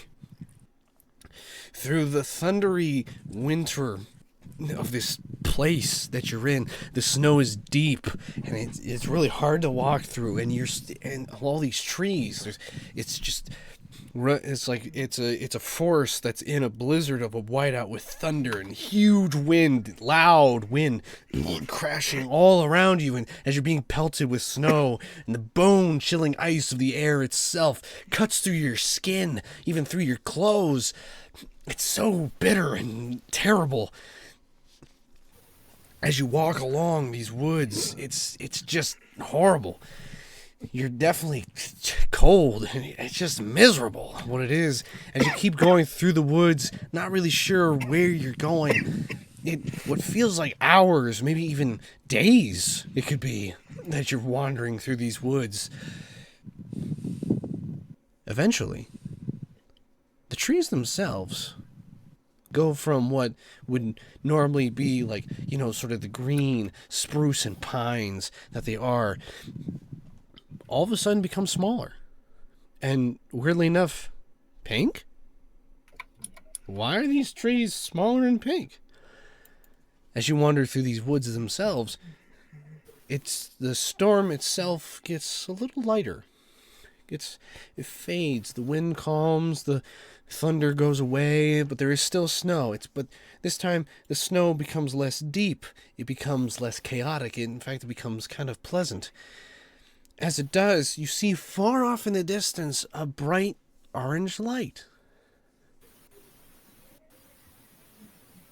What are your reactions?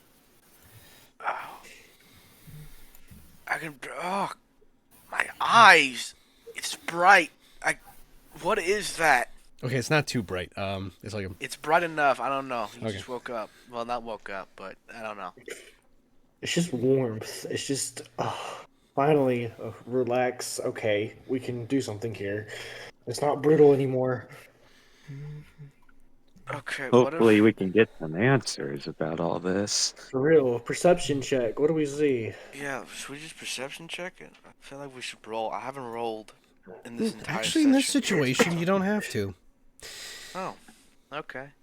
because of this. Do we just go forward? Should Hold we on, just go hold forward? on. It's alright. What you see parting through the fog that was there, whiting out the entire place. The direction that this warm orange light comes from is this huge black stone dojo. Like the size, it's huge. It looks like a dojo, but like also a tavern. It's got the same architecture of like something oriental, but like one of those fancier temples that would be big, but at the same time, it's also made of stone and like a large lodge, essentially. The black stone is also inlaid with golden inlets cracked within the stone themselves, kind of like the place looks tattered, and with something purple that rains from out of it. You don't quite know what it looks like, but that's what you see from so far away. And amongst those, you also see the cherry blossom trees growing around this lodge, high on this cliff of a mountain that you guys have ended up on. There's also bees, weirdly enough, that fly between the trees themselves.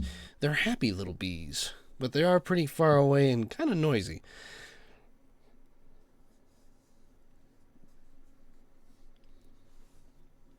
I don't know what just happened. I'm still very confused, but you know what? I'm thinking we should enter that dojo, whatever that thing is. I think maybe we enter it, we could get some answers of what just happened to us. Well, it's certainly a lot better than staying out here. That's for sure. Yeah, I think we should. I think we should go. I think we should go in.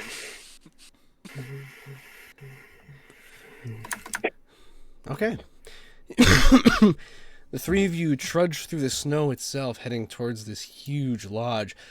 As you weirdly approach it, though, it has huge steel doors that are at the very front of it, with also snow-covered deck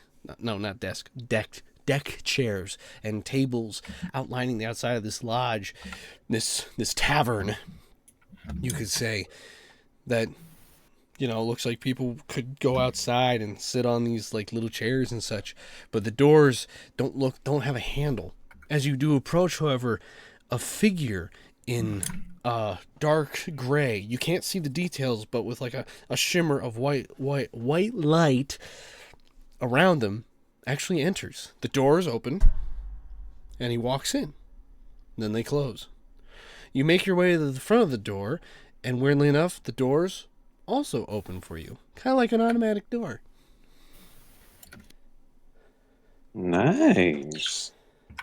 Oh, that's cool, I suppose. It doesn't look ancient, but... Oh, Is there that's anybody in there? I was waiting for you guys to enter, but because I didn't think you had yet. But Okay, what if we enter the building? We okay, could once do that. you enter the building, it has a warm feel, very warm, with very worn wooden floors. The place itself has many fires going to keep, weirdly enough, only a few of these gray figures with white light around them are in various places. Two of them are sitting on a couch next to a fire. They don't appear to be doing anything. One of them huge and the other one not. One in a huge muscular form, having something on his back. The other short, while also having something else on his back. The two of them just appear to be sitting by the fire, not reacting to each other, not seeming to be doing anything. As you enter the place as well, from what you've seen from the right and left, is to your left is where these two are sitting, overlooking a fire that actually chimneys up through what could be a second floor. And over to the right is the same layout as the left, but no one's sitting over there. In front of you, however, is a bar. A bar with three other figures as well, in gray to white light outlinings sitting around it. Actually, one of them gets up and moves somewhere else. He goes up the stairs. You don't quite know why. These upstairs to the right that lead up to the second floor. But you do notice one thing. The bartender themselves. A man. Muscular. Long blonde hair. His back towards you, wearing a hat. He appears to be doing something as he's cleaning a dish. Away from you guys. Not bothered by the figures also in his bar. As, with yeah.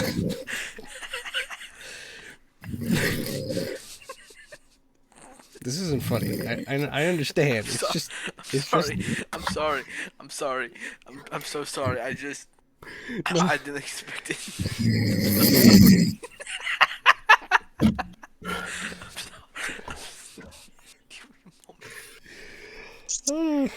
Okay. Well, Okay. Anyway, as I guess the two of them, there's two figures, I should say. One directly in front. These are the gray figures, by the way. One directly in front, in the front part, because the bar is like a U shape. There's the front part, and then it like goes further back along the room itself, and it's got like ovens and barrels and things on the inside, kind of like a well-equipped kitchen. The man himself is, from what you could tell, the only person of actual distinguished, figure.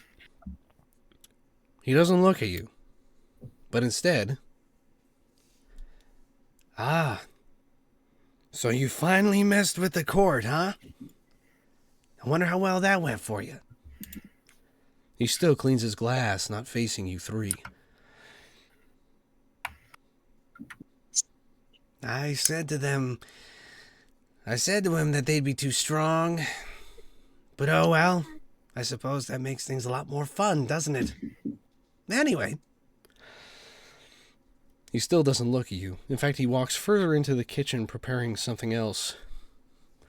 While also then a glass actually floats from his upper cabinets to a barrel, filling itself and then floating over to one of the patrons of his bar. That patron to the right side takes it and swigs down what looks like to be an old-fashioned. And for those of you who don't know, that's a type of like whiskey drink. Oh, Oh, I see.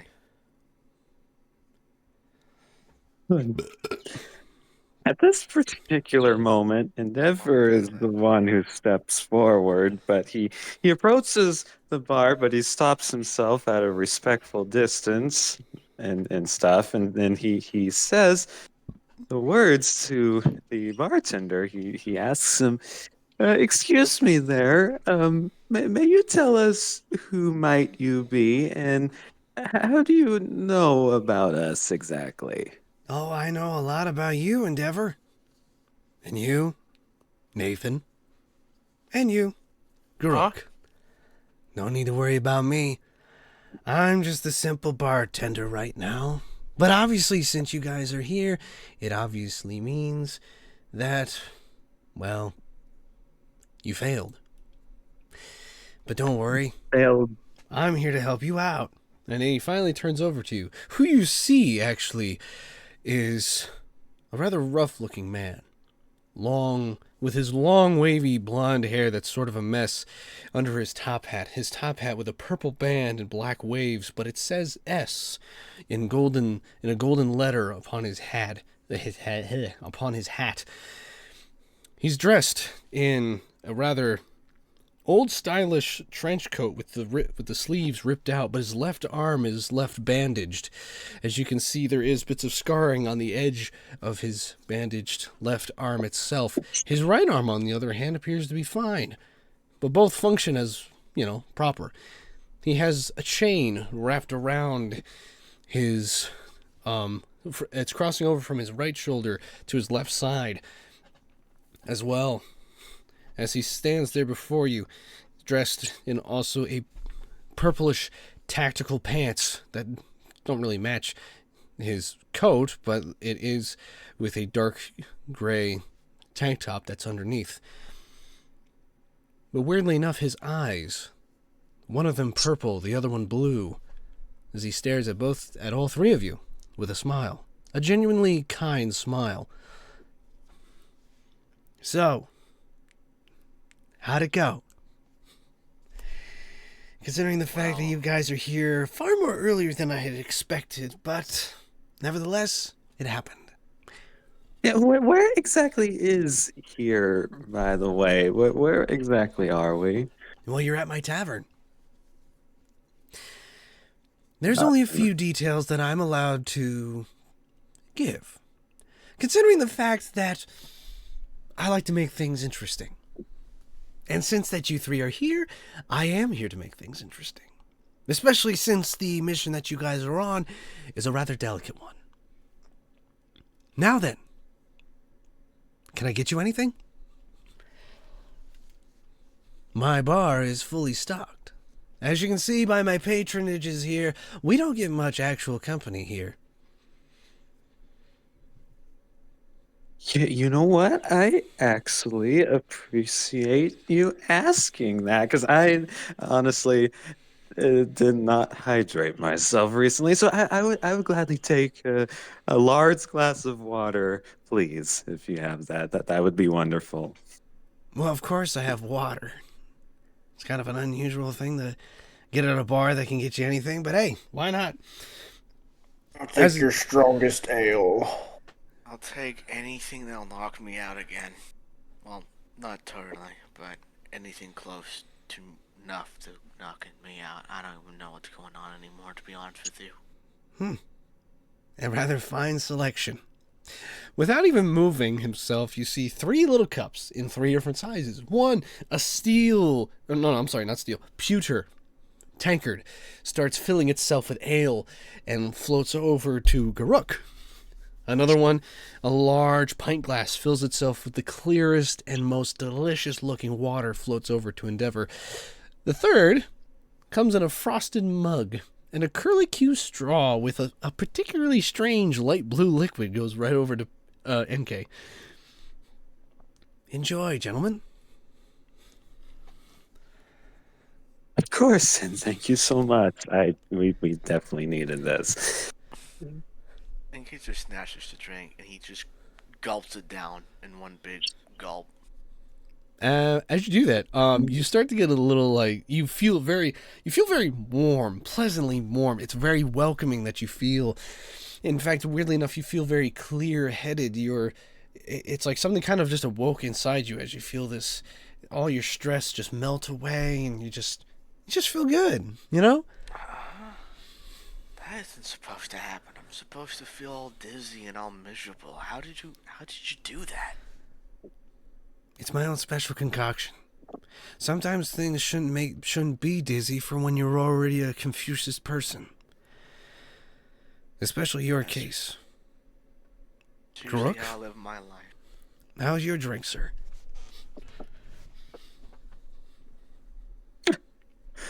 Oh, Looked at it, just kind of looks at it because, he's not sure why he's here. Last he remembers there was a battle, and so now he's complex and don't know what to do, and he don't know whether to drink or not. Drink, friend. It's okay. Meanwhile, he himself pulls out a can, physically, from underneath the bar, cracks it open. It's a purple can. He starts swinging down a drink himself. Right. Hardy har. And he knocks it back. The ale that you drink is super delicious. It's exactly what you're looking for at the right alcoholic level, at the right flavor. It is everything you imagine. Being the being the best pint it could possibly be from this putrid tankard. It is immensely grabbing your thirst and taking it away, and you feel comfortable. You feel relaxed.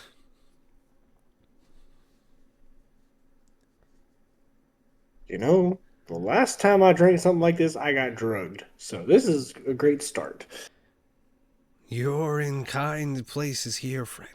No one's here to drug you. You're already dead after all. I mean, who's going to harm you here? What do you mean, dead? So it did die. Huh. You did, which is why you're here.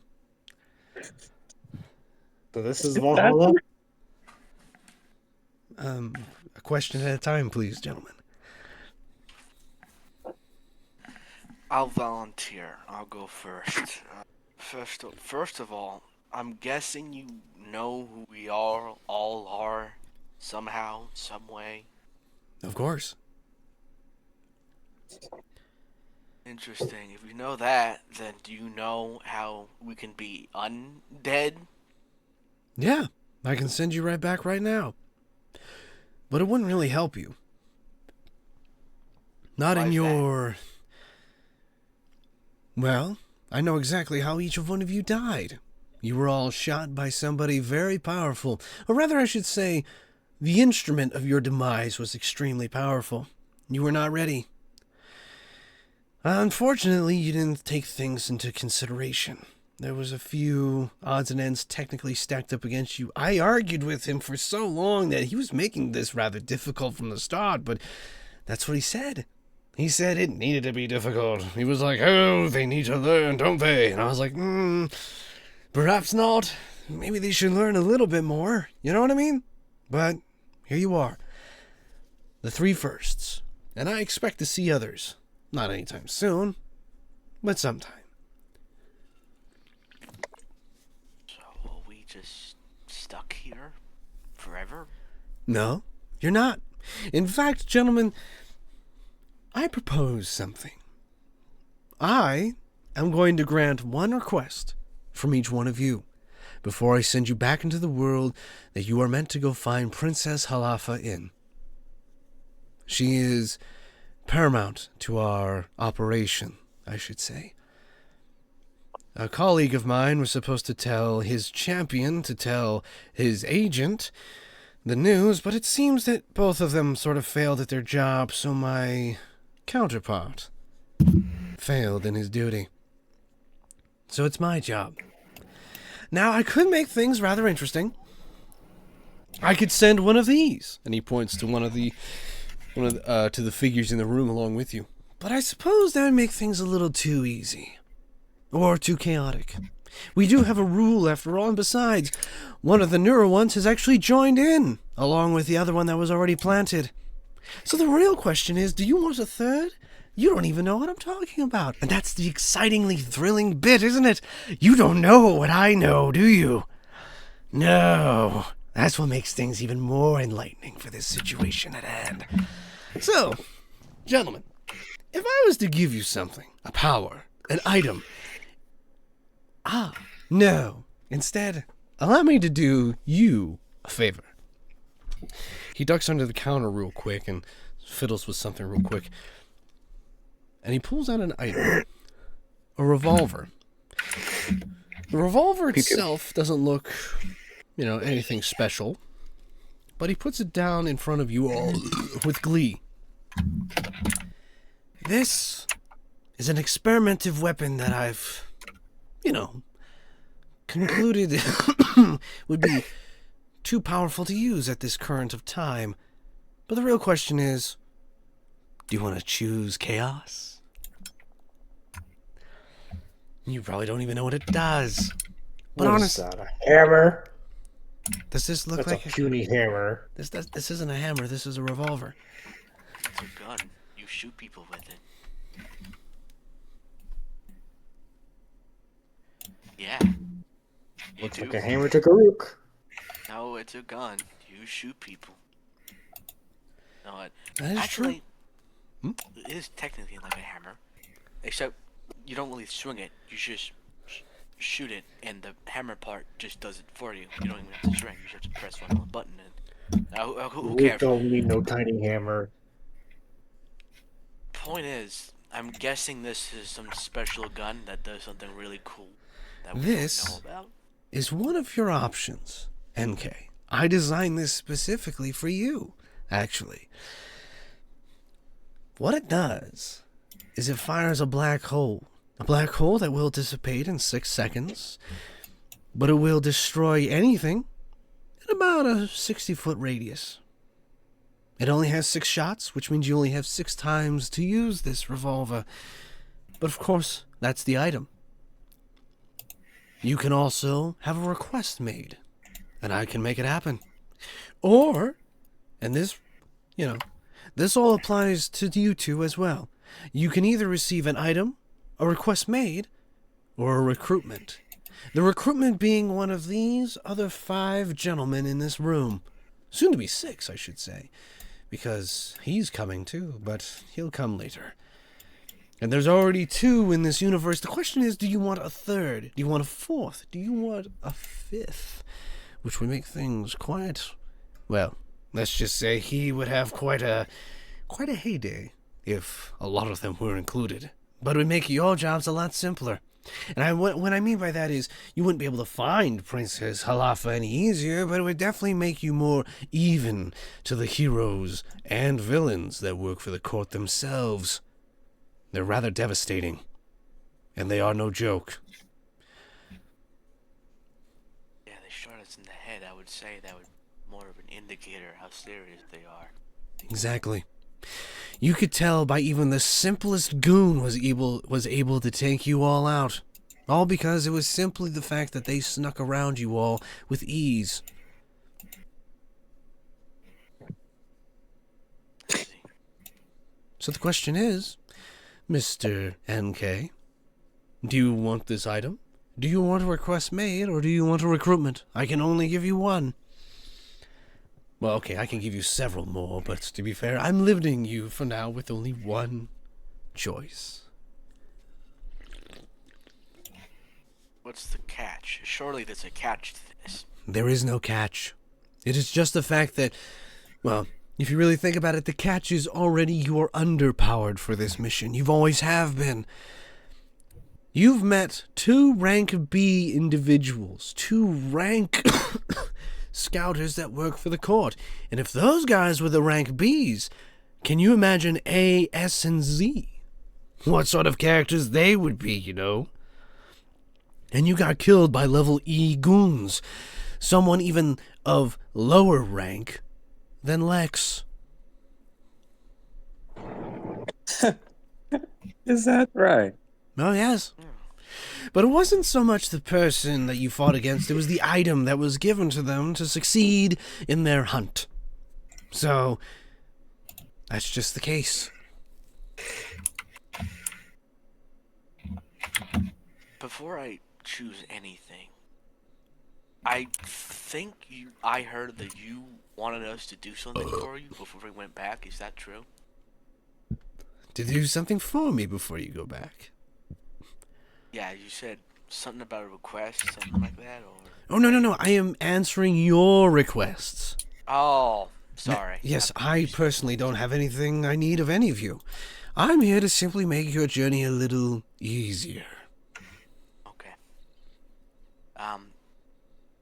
Sorry to make you do this, but can you tell me the 3 options one last time? Of course. You can choose this revolver, which fires a black hole that sucks everything within a 60-foot radius, and you only have 6 rounds to fire this thing. But it is an insta-kill to anything that it's used against. No questions asked.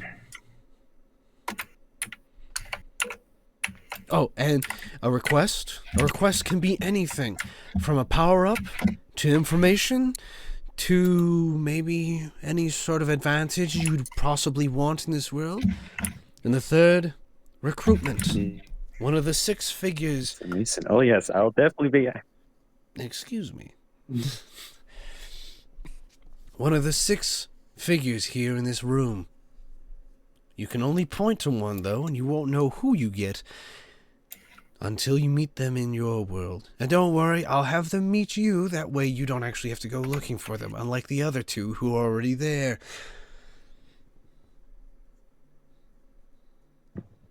Okay.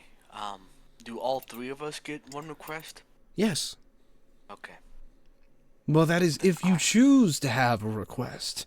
All 3 of you could choose an item, all 3 of you could choose recruitment, or all 3 of you could choose a request, but it only applies to you when you make your, inquisition.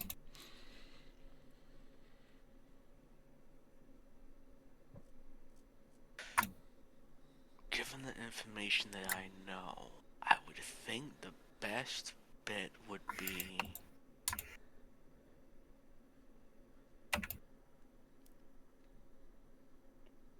I can come back into the world of any advantage, correct? You can do what? Come back into the world with any advantage? Oh, yes. Yeah, you can have any advantage you want. But mind you, there are certain rules that do apply in that universe. But I'll leave that as a request to answer, if you want to know the information of that. So choose wisely with how you ask your question if you choose to make a request, whether it's information or an ability. Because I can make a lot of things happen, but there are certain, shall we say, variables I cannot change. As much as I can change them, that would ruin the fun.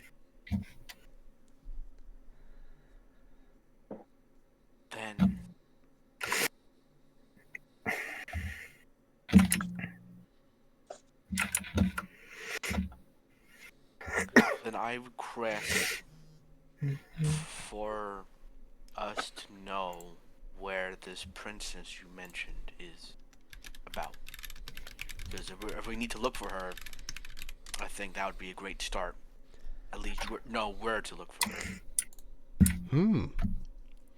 A rather fine question. Is that what you choose to have? As your request answered. That's my request. You want to know where the princess is? That's funny. Very well. Don't tell me she's at that town. She's not at the town of Teeterton, if that's what you wanted to know.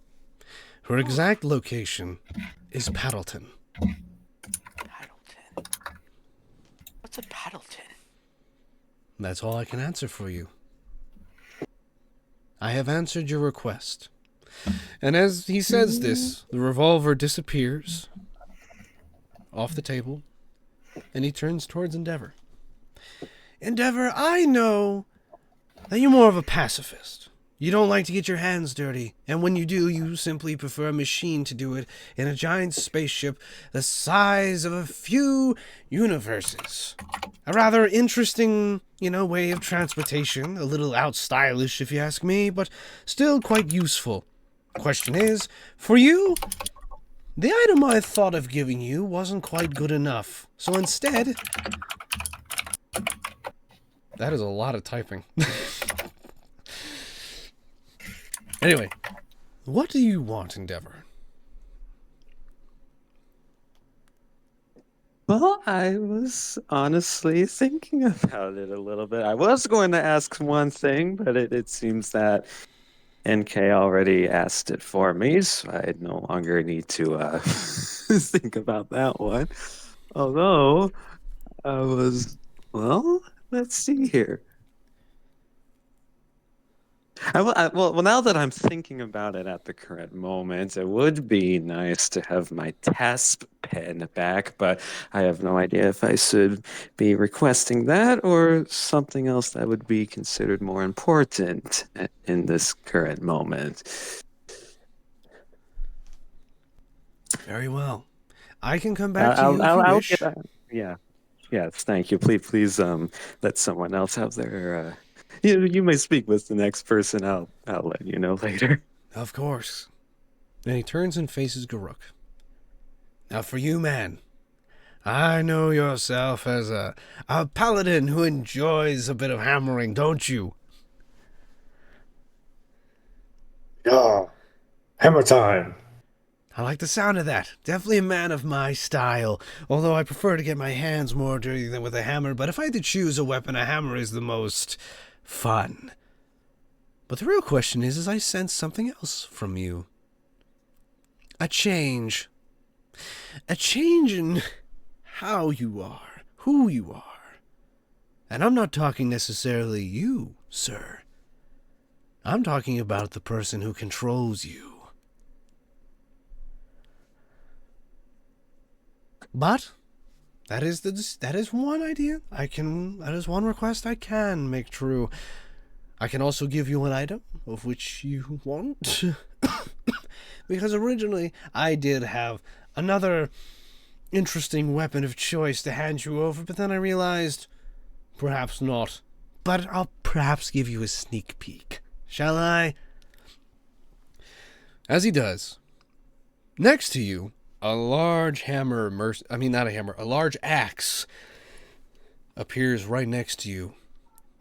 It is massive. It is also 6 feet tall. And while it is covered, it has this tinge of purple within the steel itself, of the Damascus pattern that's on it. On the inside of it revolves what looks like to be a sun. Within that sun, it leaks this bright orange energy throughout the entire axe itself. It's double-bladed, I should say. As it is a beautiful work of craftsmanship, and it's monstrous, as you can feel that there's a lot of power to it. But what could it be? Now, this axe is wielded by a very interesting champion. At the moment, he has no use for it, as he is currently unavailable. But you can borrow it, as this is one of his twins. He has 2 of these. The real question is, would you use it? This beauty here has the power to create supernovas of a rather devastating blow. There's also a lot more to this axe, I should say. However, you yourself don't have the entire energy to unlock its full capabilities. Only a few. So you would never be able to reach its full extent of its power. But still, it's quite heck of a fun toy. Or I can simply answer a request that you make, whether it's an item, a question, or an ability. Or you can recruit from one of these 6 strangers within this tavern to you. It is your choice. Groot's gonna kind of look over his party, or the 2 that is with him, and then look at the beautiful axe laying before him. He's gonna have a tear kind of come to his eye, just a little bit. This is a well-made axe, and though alliances were forged, Garuk only has one request: to go home, to enter Valhalla's gates, and to see his wife and kids again.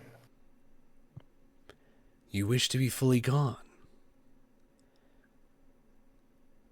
That is Garuk's request. Very well. I can arrange that to happen. But I also know behind the eye of your own soul, Garuk, there is a replacement. Do you wish to enter that replacement? I do. Very well. Without so much of any flim-flam or flare, you disappear. Garuk is gone. In a way, the next man appears, instantly taking his place. Who is he?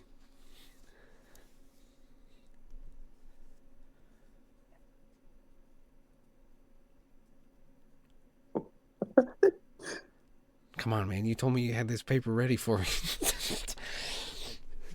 Garuk's dead? No, not Garuk! Oh, well.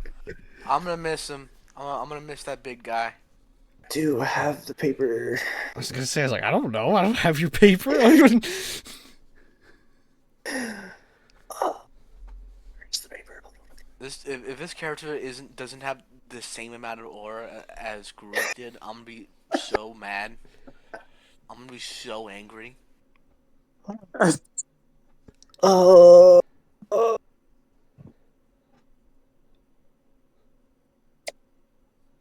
No one made him. Where is he? Hold on. Oh crap. Where is he? No, I made this character. I've had it ready since 2 weeks ago. When we planned this. Yup. Wait, so this was meant to happen sooner? This is yeah. What's wrong with the root? You didn't like playing the root? I guess we'll never know. Here we go. Here we go. Here we go. So.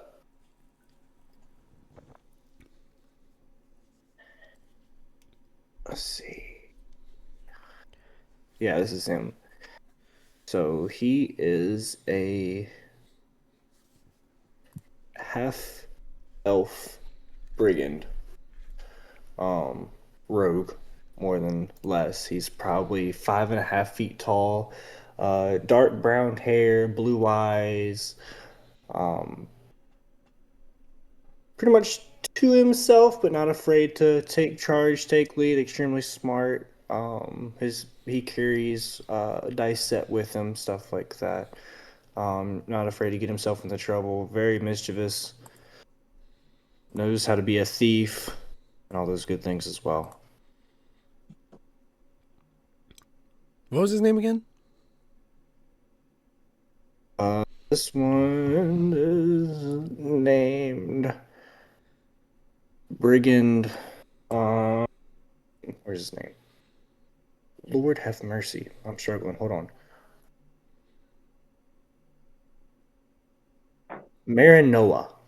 Marinola. Okay. Marinoa. All right. Appearing before you two, NK and Endeavor, Marinola appears. As he appears, he's already given the knowledge of what's already up to date. instantly logged into his head. He was technically surprised being brought into this. Okay, hold on, I'll have to answer that later. Just had a message on Discord. He's already brought up to speed in his own mind the events of what happened to Garuk, who he has replaced, and who these characters are, and what the objective needs to be done. Meet your new partner, gentlemen, and your new friend, I hope. And Marino just kind of bows with this elvish grin, like, "Hello, gentlemen." Hi. Greetings. Greetings to you. This is quite a surprise, I'm not gonna lie, but good to see you. Oh, yes, and we are on the quest for the princess, alas, are we not? Correct. And now you officially do have the location of where she is. Well, at least the city, anyway. Can't give away all the details, now can I? That would ruin all the fun. Now, back to you, Endeavor. What do you want? What do I want? Well, see, I'm having trouble deciding at the moment. I don't know if you're familiar with the TASP pin is. It's basically a device that I personally use to help stop fights before they happen by, you basically point an invisible beam at someone. It makes them have lots of euphoria, and then it makes them go to sleep. That's all it does, really. So I was contemplating that one, and then I was also contemplating the question about the princess. Like if I should ask as to what her appearance is and the clothing that she wears and stuff. I'm trying to figure out which one's more important to ask, which one I should get and stuff.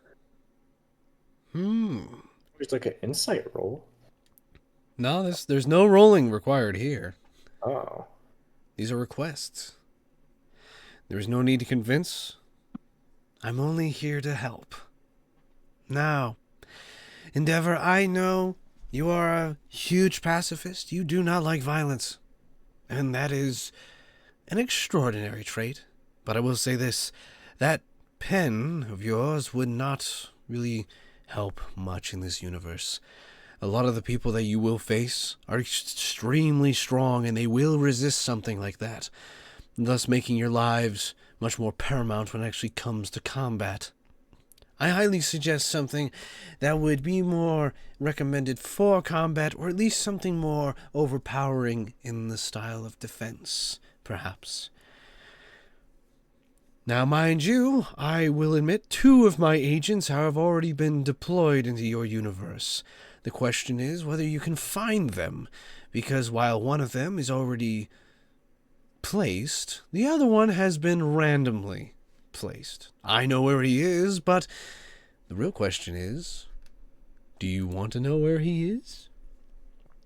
Or would you rather recruit another who would automatically be joining you? Because that's how the recruitment works. One of these other 5 gentlemen here would join your group instantly. He already knows what would be going on. He already knows all of you already, and he knows the objective. In fact, weirdly enough, the only things he wouldn't know is what she looks like as well. He would be in the dark. But then again, these are my agents. They are not my champion.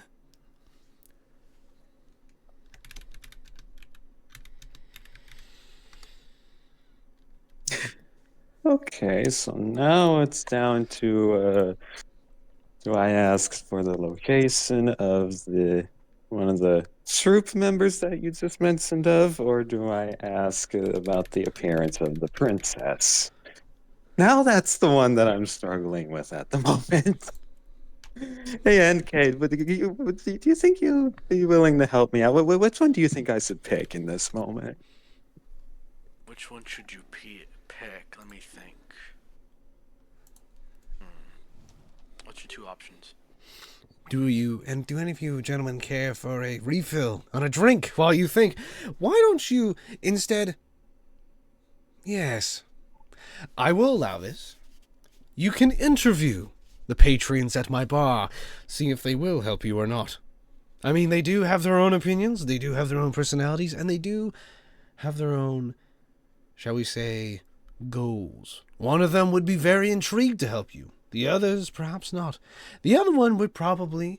You just have to find out who.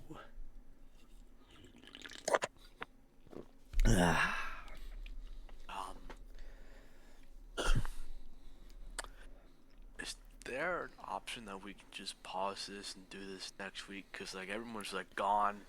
They all left. Wow, way to break the immersion there, Pierre. I'm sorry. I had to mention it. I mean, everyone's gone. It's called They Get to Miss Out and then hear about it in next week's review. I mean, you think we got time to interview them all? That depends on you guys. This is... No, let's see. I'm being very clear with the thing here.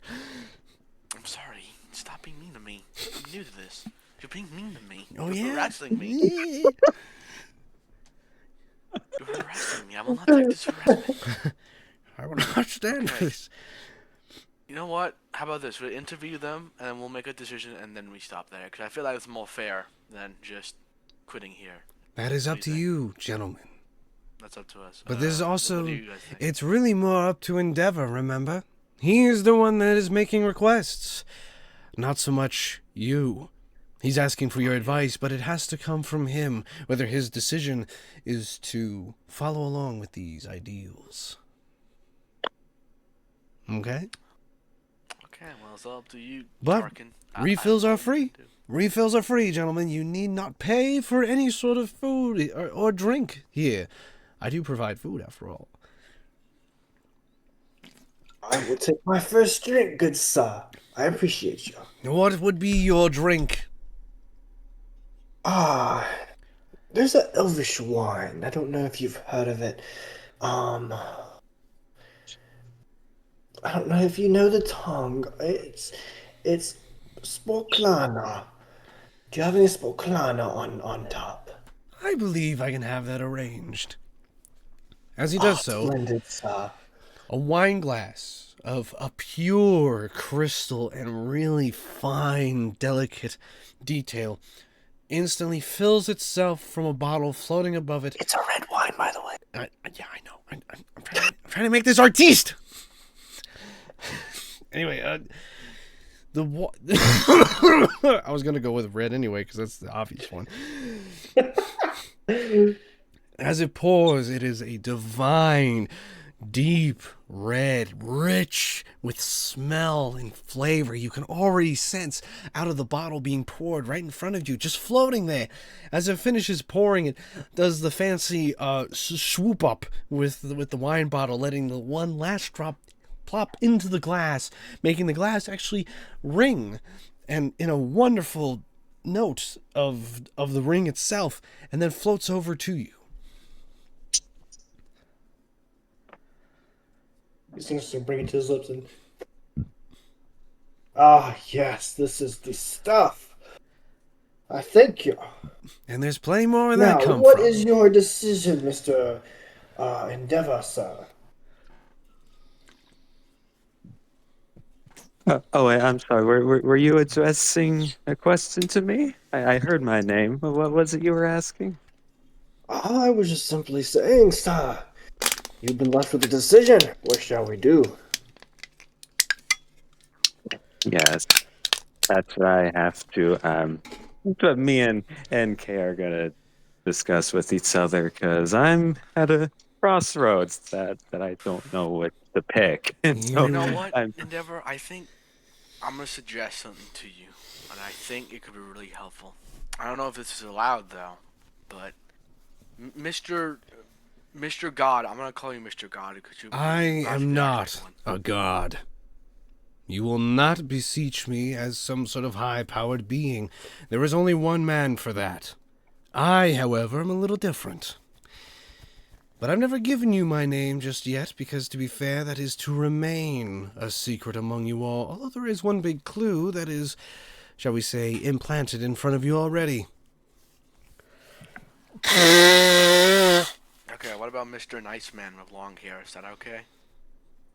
If you must call me by something,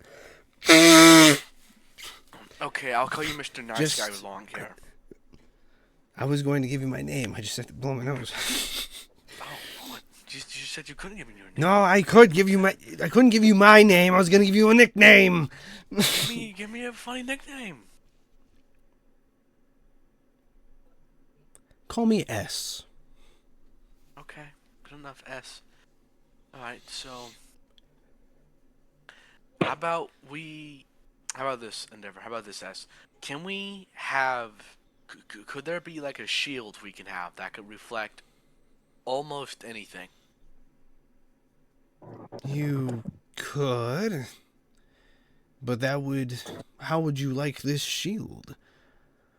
Can we make it like a holographic bubble shield where it could surround multiple? It's like a big giant bubble, and it can surround people, and it'll protect people from incoming firing.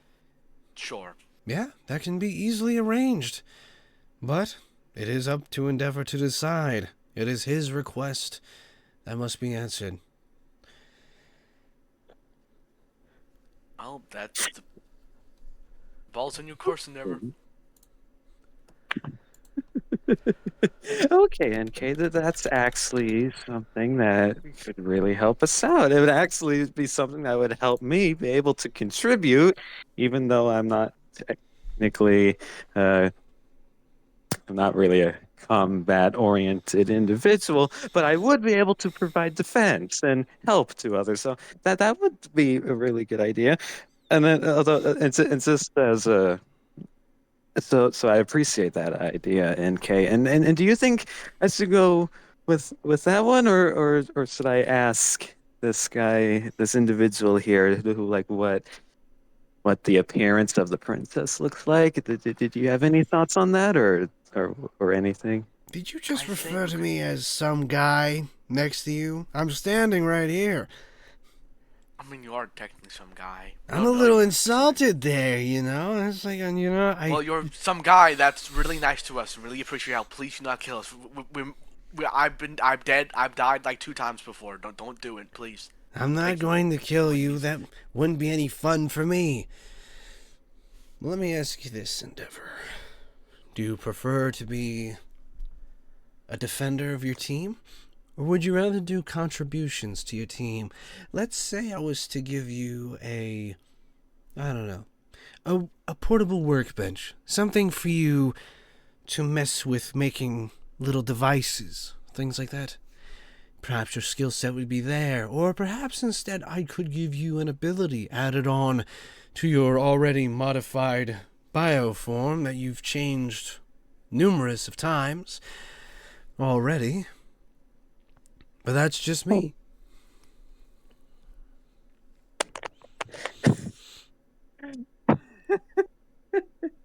Numerous times. That's funny, by the way. It was only twice. I changed my form only 2 times now. But I get the point. I get your point there. But let's see here. Okay, so I can do the workbench idea or the sealed idea. I mean, I can give you plenty more ideas, but to be fair, that would probably go into the line of answering a request of what I can do. I should warn you, gentlemen, and it looks like your friend has fallen asleep. I will say this. Your time with me is limited. And I'm not saying your time now. I'm saying your time, how many times you can die before he finally says that you've had enough. And unfortunately, it's not very much. It is only 3, and for the 3 of you, it is now only 2. And yes, your new friend here falls under that factor already, as he is a changed form of Garuk. He now falls under the rule of only having 2 lives to his name. And during the next 2 lives, I'll become more cheaper with your requests. Right now is the time to have more unlimited requests. The next time I will be far more limited to what I can do, especially with this. You won't be able to recruit any of these gentlemen here. You won't be able to ask specific questions to your targets. You won't be able to ask any sort of super powerful item or ability. It will be limited. So, whatever you request now should be exactly what you need to complete most of the missions at your task. Goodness. That's quite a heavy ask, to be honest, but okay. 2 lives. Okay, I can work with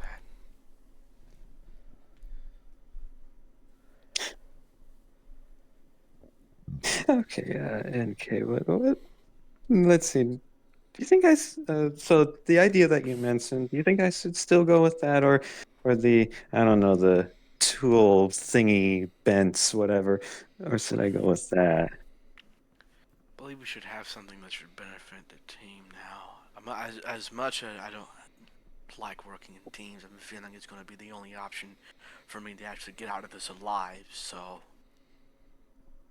I would say that we need something to help the team. My bubble shield idea could work, but I believe there is something that could be better.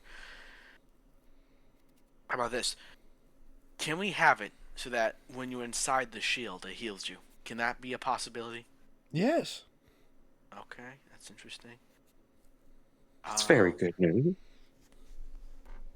Can the shield be unlimited? Can we use it an unlimited amount of times, or will it be limited? That is a very smart question. But since you are designing an item, I will allow it. Okay. I so could make it to where it's infinite. I could make it to where it's timed. I could make it to where it recharges over time as well.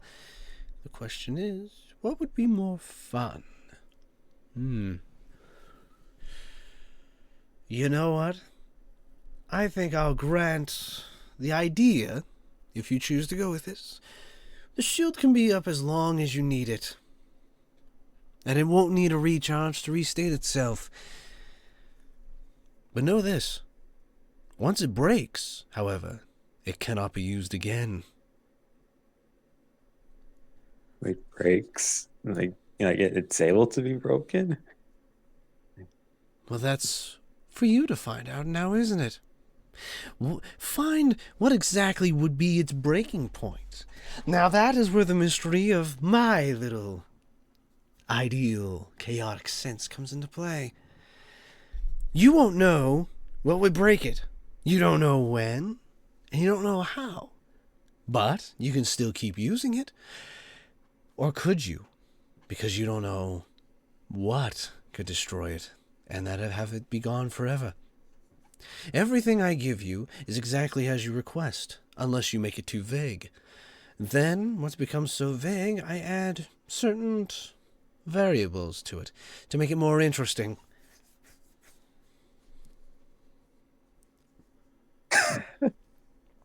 Like with, shall I say, NK's question. He asked where the princess was. I told him. I told him she was in Paddleton. I didn't say where in Paddleton, and if I remember correctly, it's a rather large city. You're still gonna have a heck of a time looking for her. See what I mean? It's like the monkey's paw, only I'm actually more honest about it. If any of you two are familiar with that tale. As a matter of fact, yes. Many, many years ago, back when I was still human, and it was during, I think, either middle school or high school was when I heard that story. So yes, I am familiar with it. Good.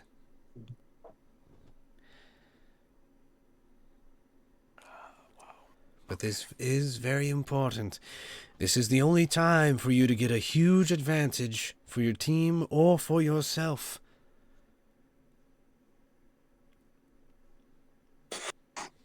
I mean, your friend Garuk went as far as a whole different character change.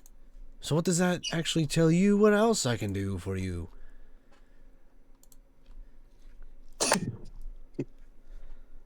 You're definitely full of mysteries and surprises, are you? I mean, that's what I'm here for, isn't it? I do prefer these little chats. And I don't mind how long they take. It's good to have actual company other than my other patronages here. They get rather boring to talk to. I mean, you guys can't hear them right now, but they've said a lot of things as you guys have been discussing all of this. May I ask you Oh. something? Sure. If you're strong enough to do this, then why can't you take out the court yourselves? I like that question. I really do. And unfortunately for you, that's a very long story. But let's just say... How do I word this without you freaking out? I know the connections of the court. I know exactly how deep it goes. I know who started it. I know who's not a part of it. And I know all the ins and outs about it. I know everything. The thing is, though, is I don't want to destroy it. Not really. Because, to be fair, it's not something you can quite destroy. Especially the fact with who set it up. Who is involved. How deep does it go? Who exactly started it? There's a lot of questions within your question about that. Why can't I destroy the court? That is a very logical question indeed, and I like that, which is why I'm answering it. Even though technically that is one of those questions that would be considered a high-level question, but needless to say, I'm feeling generous. The court itself runs deep. The court of the Beauteous Fury belongs to somebody just as powerful as I. And he enjoys the chaos as much as I do. Only he and I, while we see a lot in common, we don't see eye to eye. In fact, I wish he was dead. I wish I could kill him. I wish I could maim him for being the tyrannical... Oh, I despise him for who he is. But he's a part of me, as much as the other counterparts are. I can't do anything about it until I'm actually dead. That's the problem that I have.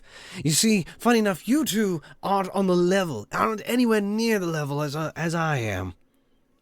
Because to be fair, I exist outside of a different realm entirely. Far more than what you know.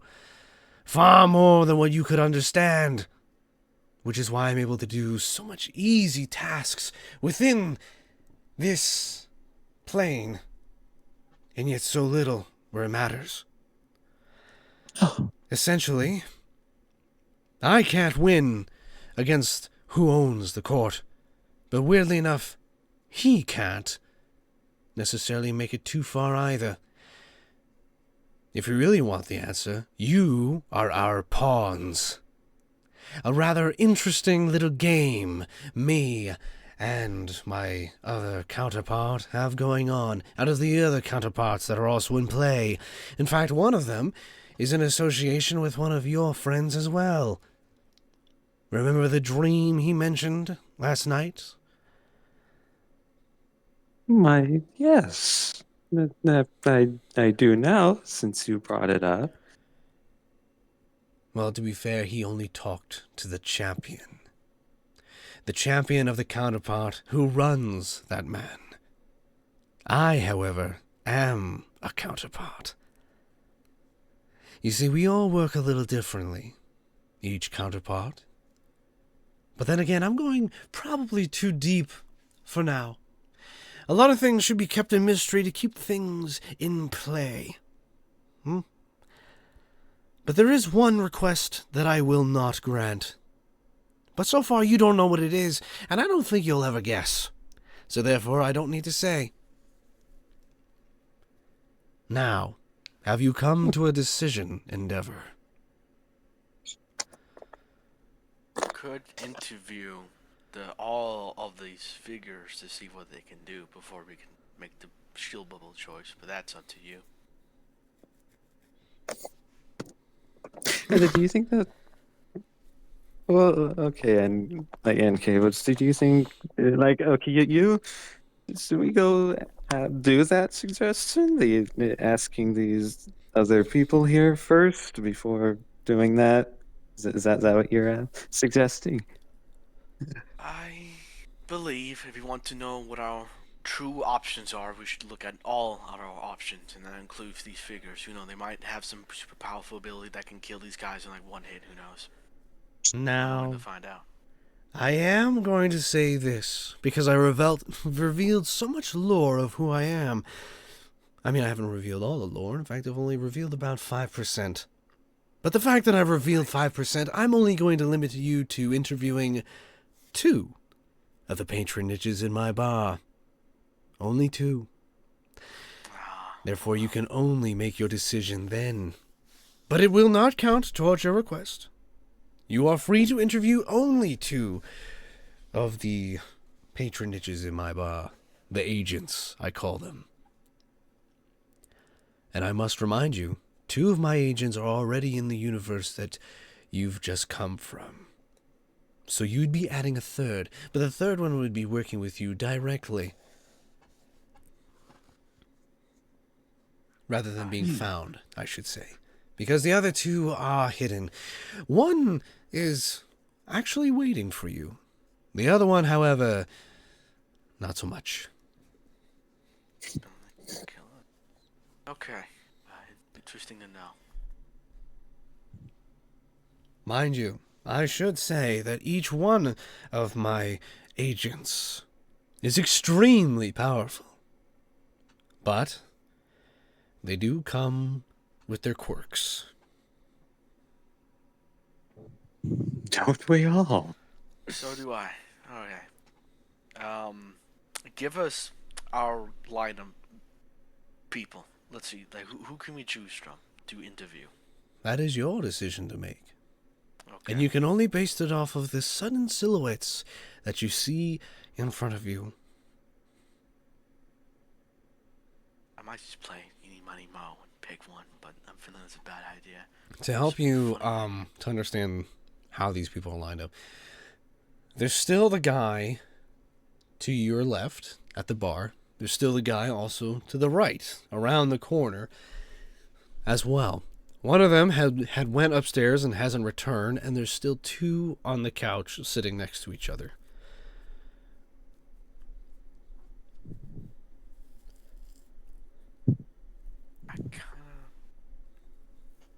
Can we go upstairs and interview the guy upstairs?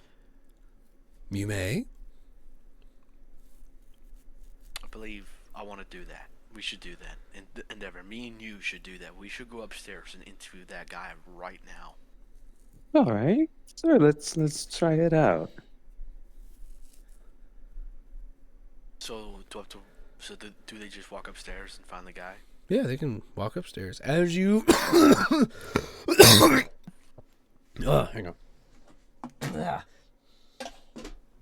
As you walk up the wooden spiral staircase of the tavern itself, S goes back to cleaning mugs and tankards at his bar. You go up the stairs and you find yourself in a very dark room. But within the dark room, there is a massive lava wall that surrounds the entire place. It's bright. In the middle, there is what looks like to be a fighting ring.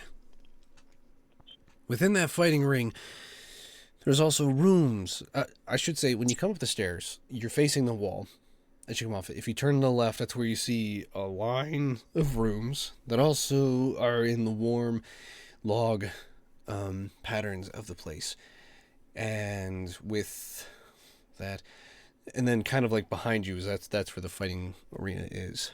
The man is actually inside the arena itself. He's in a meditative state. You see that there's 2 large somethings attached to his back with his gray and white silhouette. You can't see the detail of this man himself, but you can tell that he definitely looks like a strong one as he sits there.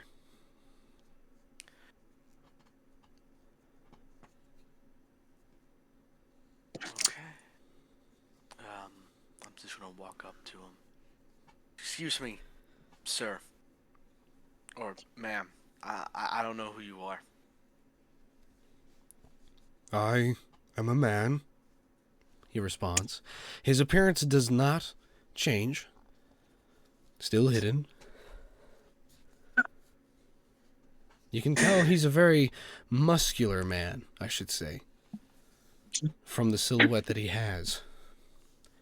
And with a long ponytail that drapes even below his waist. So, we apologize to bother you at this time. We're just simply here. We wanted to ask you a few questions about yourself, about information that you are comfortable with sharing, because you see, basically, what the whole thing's about is that we would like to know if you would like to be part of a team, or, well, first, before we ask that, we want to know, like, what your attributes are, what you're able to contribute, what kind of abilities are unique to you, because we're kind of trying to get ideas here, like figure out what options to choose from as how we should move forward and things like that. He looks up to you, and then he decides to stand. He towers over the two of you, standing quite a bit taller. Not necessarily 8 feet tall, but he's definitely in the 7-foot range. His hulking form is a mass just directly above you as he towers. I am named the Warrior. That is my title, not my name. You wish to know what I am? Yes? Correct. I am an agent of soul. My duty is battle. Who I am probably doesn't matter to you. You wish to recruit me, yes? Well, we might. It's just we're trying to gather up some ideas and figure out what options there are available to choose from before we make a final decision. So it's just kind of like asking about, getting information from different individuals to see, like, and like things like that. He stares at you without saying another word, as if he wants you to continue asking questions. So, big guy, what can you do? I am a warrior from ancient times. I fight with these. And he pulls out the two giant... What? Oh, nuts. I always forget the name of this weapon, but it's the, sort of a bee. It's like a baruki? I think that's what it's called. These giant staffs of mine have been around for a long time. I have slain monsters that were unstoppable. I've defeated people who were outlandish. I am the warrior.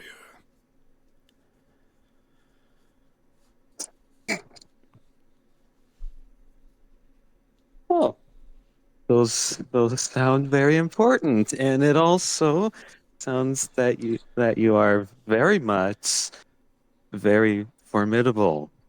That's very good to know. And so thank you for sharing that with us.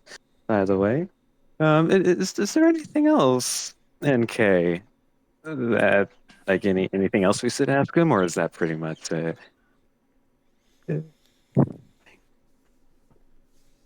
you have any quirks we should know about? I have been told at this time that is not something I'm allowed to say. Cool. Well, we just lost our tank guy, so we could use another tank guy. We can interview another person.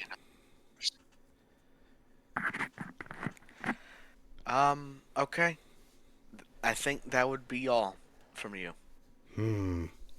That's all he responds with as he goes back, sits down cross-legged, and goes back into a meditative state.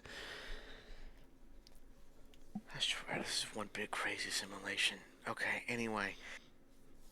Let's go back down, and I think... I'm gonna interview one of the guys. We should interview one of the guys in the bar. I have a feeling one of them might be good. Who knows? We should go do that. Before you do that, Certainly, yeah. I really need to pee. Hey, you wanted to continue this, dude. I I said know- we could leave it off. I know, but wait, don't worry. It'll be quick. Like, I'm always quick. Okay. So let's say we go back downstairs and we go to the guy on the right. Guy on the right. All right, certainly.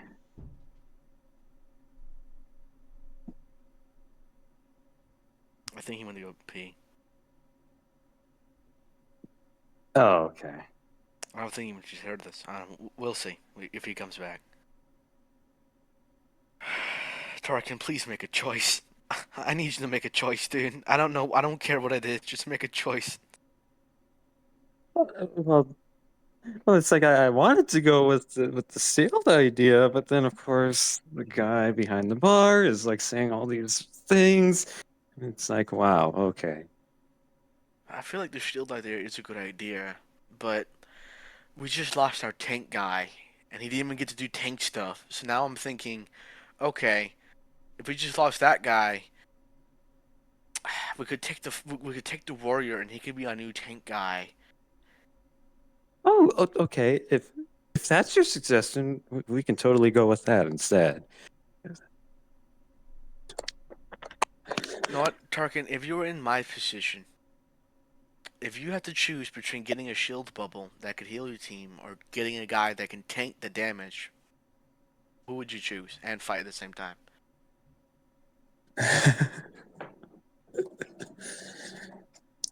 Well, the sealed thing would be really nice, but the bartender said that it has the potential of getting damaged and not work anymore. So I would say that the guy who's the brawler and that you said is able to tank the damage, like let's just take it head on with no problems.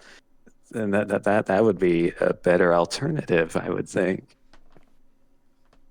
I don't know, did you think that sounds correct, or am I getting it wrong? You know what, Tarkin? I think that sounds exactly correct, honestly. The shield bubble is a nice idea, but since I was too vague with it, it could really mess us up in the future. And I think just having someone we know, having a new character on our side, and especially a tank character after the last one just got nuked, I think that could help us a lot. I mean, Hex Golian is like a tank character, but I don't know how much of a tank he could be. I mean, he didn't get shot in the head like we did, so I don't know.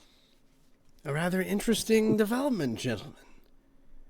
Rather wise questions to discuss amongst yourselves.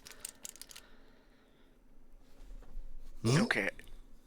I want to interview one last guy, and that's the guy at the bar. The guy on the right, I think you said there was. I mean, that is true. I did say that.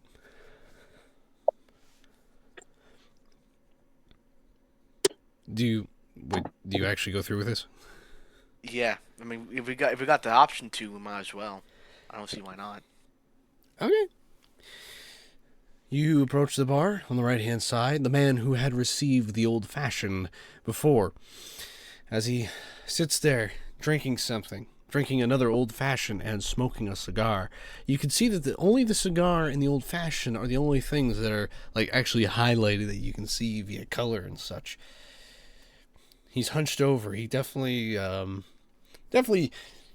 he's muscular, but you can also tell that he's wearing some sort of shirt that is rolled up in the sleeves, and he's got kind of like messy hair as he sits there drinking and smoking. Okay. Excuse me, good sir. How are you on this fine evening of being here? I don't know if you like it here or not. I'm just gonna assume you do. I suppose it's not exactly what I wanted. In fact, I find out how crappy this situation I'm actually in. No, I would follow up on that, but I think we might be on a time limit, so to make this a bit easier, what could you do? What can you do? I'm a fighter. Well, more specifically, a brawler. I fought in the streets in North and South Korea. I have a wife that I want to find, and I don't know where she is. Well, my wife's dead, so. All I know is that this guy, and he points to S, this guy over here says I'm his agent. A rather stupid thing to say, especially someone against me. But if you must know who I am, I'm what they call the enforcer around here. And yeah, I suppose I've been given the layout of what exactly you guys are in. Yeah, I'll help you out. But only because somehow my wife ended up in the universe that you guys are in. And I'm rather annoyed by the fact that he decided that. Hey, don't look at me. Come on. You know that was the other counterpart's fault, right? Whatever. Grumpy, wants drink. Seems like me. Okay. Would you able? Could you take a bullet or two? Yeah, I already have before. I've been able to fight over 3,000 men in one sitting in street fights. I took down many different organizations under different, shall I say, gang organizations. I am the one that the gangs fear. They know me as, well, you know what, never mind. It doesn't matter anywhere where I'm going. If I'm going, that is. Okay. Interesting. 3,000 men, that is a lot. And that was one night, I should mention, not my actual total record. One night, so you have a lot of energy. That's good to know. Shoot, I should ask that guy last question. Okay. Okay, now I know options here. The first guy seems nearly perfect, but he's not showing any signs of what could screw us over in the future. You are, though. You're grumpy, you're probably a drunk, and I'm not even sure if half the things you just said are true. Do I look drunk to you? It takes a lot more than a bunch of old fashions to get me drunk. I mean, heck, me and Kitten would. That was her name? Your name was Kitten? That was my pet name for her, if you want to know. And if you engross any more on territory of asking who she is, I'll choke you out. I like this guy.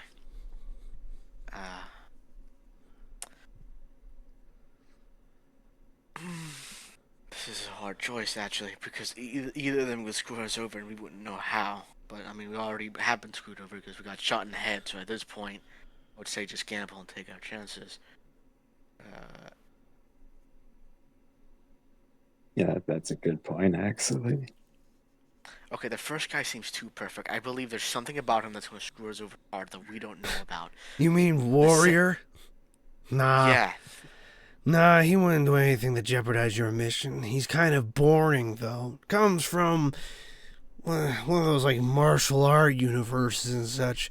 Believes in the power of having these special defense systems that he has. But honestly, I'm more of a guy who's more of a raw fighter, you know what I mean?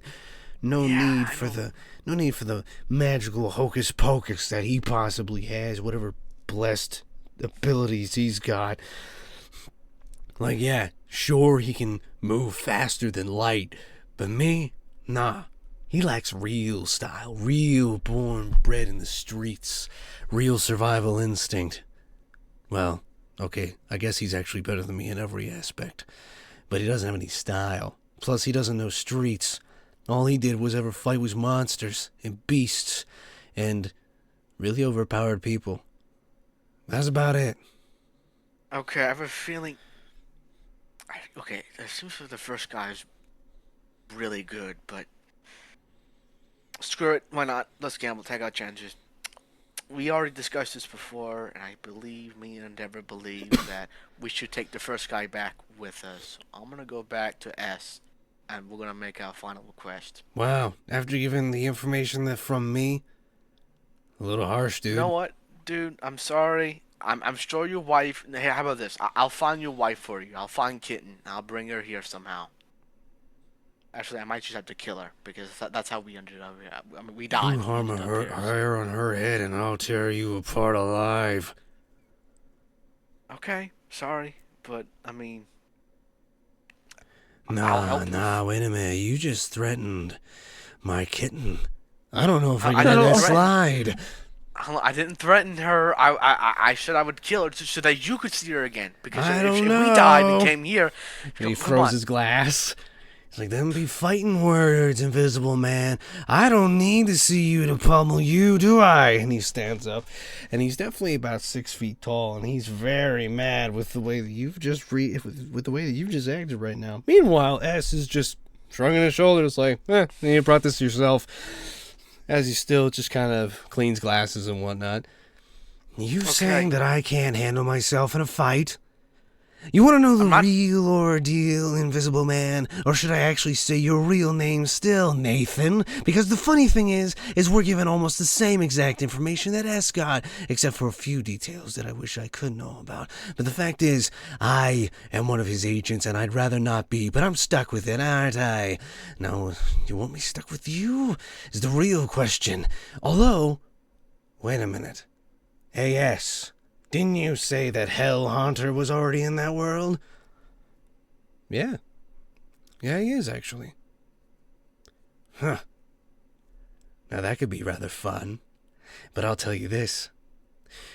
Warrior and Hell Haunter don't get along. Especially when you meet Hell Haunter. You'll probably find out why. The real question is, do you want two brutes like them going against each other? And they will.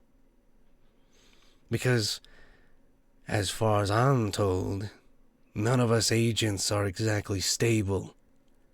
And if you mess up Warrior, well, you're in for the long haul. I mean, Hell Haunter's, honest. You know what I mean? But Warrior, no. If he don't like you, he's gonna make sure you don't come back. You know what I mean? He's got a lot of ideals. I mean, so does Hell Haunter, but none of you are demons, right? Any sort of, demon, race, I associate, things like that. You don't need to mention that word, thank you. I don't think I'm from that place. I don't know any Hazbin Hotel. I hate to break it to you.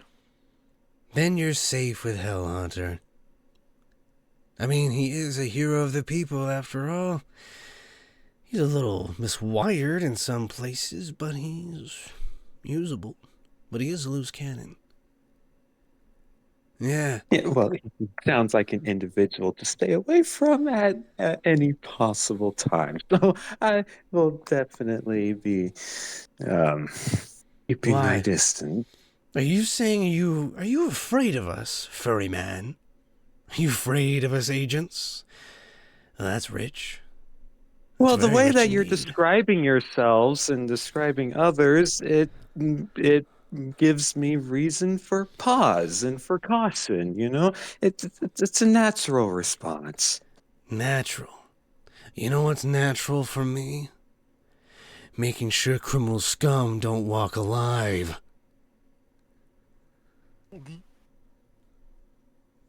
So here's the ideal. You probably haven't survived the harshnesses that I've went through, and judging by both of your looks, you're both unnatural people. You don't know true hardship of battle, do you? Look at you. You got long ears, being some sort of furry creature, and you being invisible. Who knows what you've went through? But I doubt you guys actually have any real style for a real brawl. You don't know true hardship. You don't know loss. You've never lost your families before. The only people that stayed with you after escaping the harshness of another place. The real thing is, could you handle any of us? Do you really want to trust any of us?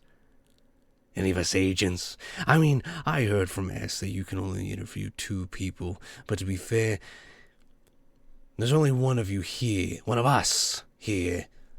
I'd probably help you with no questions asked, and he's too darn chipper for my taste, but he's here anyway. But you know what? Hey, S, how about you let them go meet Hero? The only logical one here that probably wouldn't screw them up, because apparently they can't trust the rest of us. Bunch of weak-minded fools. And he sits back down at a stool with a huff, going back to drinking and smoking his cigar. Meanwhile, S just sort of shrugs and he's like, yeah, I'll allow it. Although to be fair, this one over here is actually kind of a softie. Don't actually worry about Enforcer. I mean, like, come on, he only gets riled up every now and then. But that's because he's a little upset. He's only the 4th strongest agent here. Warrior and Hellhunter, rank 1 and 2. But, he just says things to blow steam. Honestly, he's not that bad of a guy. He knows good and bad. Trust me. But you can go interview Hero if you want. He's over there, sitting next to the 7-foot-tall giant with the dual weapons sticking out of his back. Okay. He's the really small guy. I guess we interview the Hero now. Only if you We want. can do that. I mean, We might as well. it is up to you. I'm allowed to do whatever yeah. I want, so I'm allowing this. You know what I mean? Okay. Yeah, I know what you mean. I know what you. I know what the deal is. I know what the groove is. I know all that. Endeavor, what do you think? Should we interview Hero? Sure, why not? Okay, well, let's go to Hero and interview him. And hopefully this hero individual will not give us threats or say creepy things I mean, I to did say I make would us. kill the guy's wife, so I think it would. I think it was gonna ground it there. To be honest, Endeavor.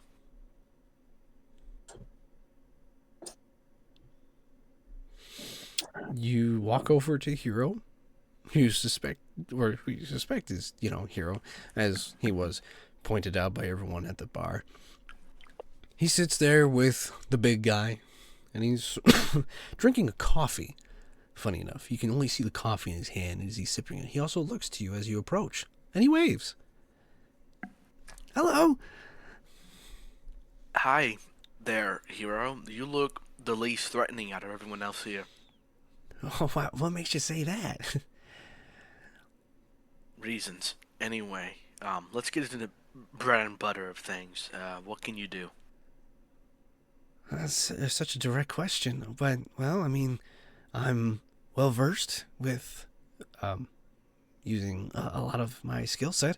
I range from fist fighting to using large weaponries, and what that usually means is from miniguns to missile launchers, and maybe a rotary cannon here and there. I mean, that's what I usually carry, along with my power fist.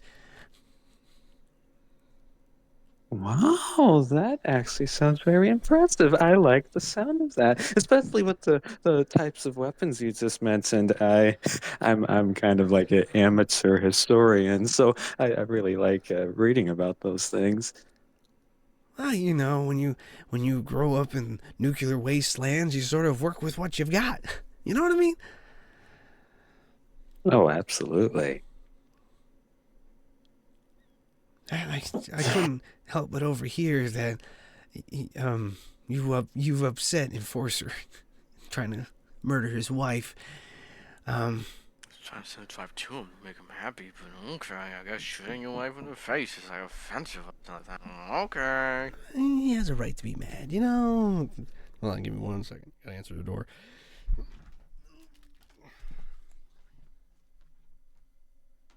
Well, then again, it's like I could have said to the guy, like, how would you like us to bring your wife back to you? But I guess even if I were to have Nah, asked that, he probably wouldn't have given an answer anyway. He probably wouldn't have cared. So it's probably a good thing I didn't ask that. we have so many options here. Yeah, I have a feeling if we choose one of them, it might just die in like 10 seconds, so this is kind of hard choice. Oh my goodness, no kidding. No. Jukebox, if we choose like one of these guys and they die, and then like in the next session, I'm gonna be so sad.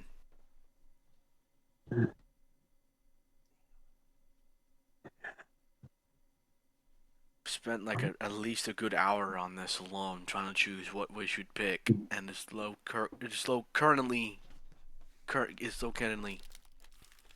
getting hard to choose. Okay, I'm back. Okay. So, If I'm honest, gentlemen, your better bet would be Enforcer. Now, I know that I'm probably the best option for this sort of mission. And to be fair, I pretty much am. I mean, I come with immunity from radiation, and I'm pretty charismatic to other people, but I saved the people that I did. And I'm sort of busy with other arrangements. You see, what you don't realize is you would be taking us away from our universes for a time. I'm managing an entire, shall I say, city in my world. They need help. And, well, Warrior, he's not a bad guy. But, well, he'd be less motivated to do anything if it's not a real challenge. Enforcer, on the other hand, is a good guy. He really is. He's just went through a lot, That leaves scars with everybody. I mean, like, I kind of know what he went through. I mean, I escaped the vault with nothing but my bare hands and courage. Fighting these mutant zombie dudes, It's crazy stuff, but he went through a lot. Out of everyone here, Enforcer and technically Rockstar would be your better choice, but Rockstar isn't here. So I'm only telling you this because I know you're limited on time and resources. And usually I try my best to give people the best options. S over there is, well, we're agents for him, so it's kind of an odd situation, but if you are to recruit one of us, it's not necessarily a gamble with who you choose. I mean, you can pick me, but who's going to actually get their hands really dirty? Well, both of us, technically. But he would be your better bet. Especially with, well, if you find his wife. Now, she's the only one that really helps control him because, well, they have a long story. Maybe he'll get to that with you someday. But I'm just letting you know. His threatening acts are true. He will tear you apart, but he's a nice guy. He really is. If you don't say the wrong things. But weirdly enough, he's not a loose cannon. At least, well, if I take my buddy over here to my right, this is Barbarian. Now he's definitely a loose cannon. And don't worry, he can't hear us. Unless we want them to. So. But it is your option, Endeavor.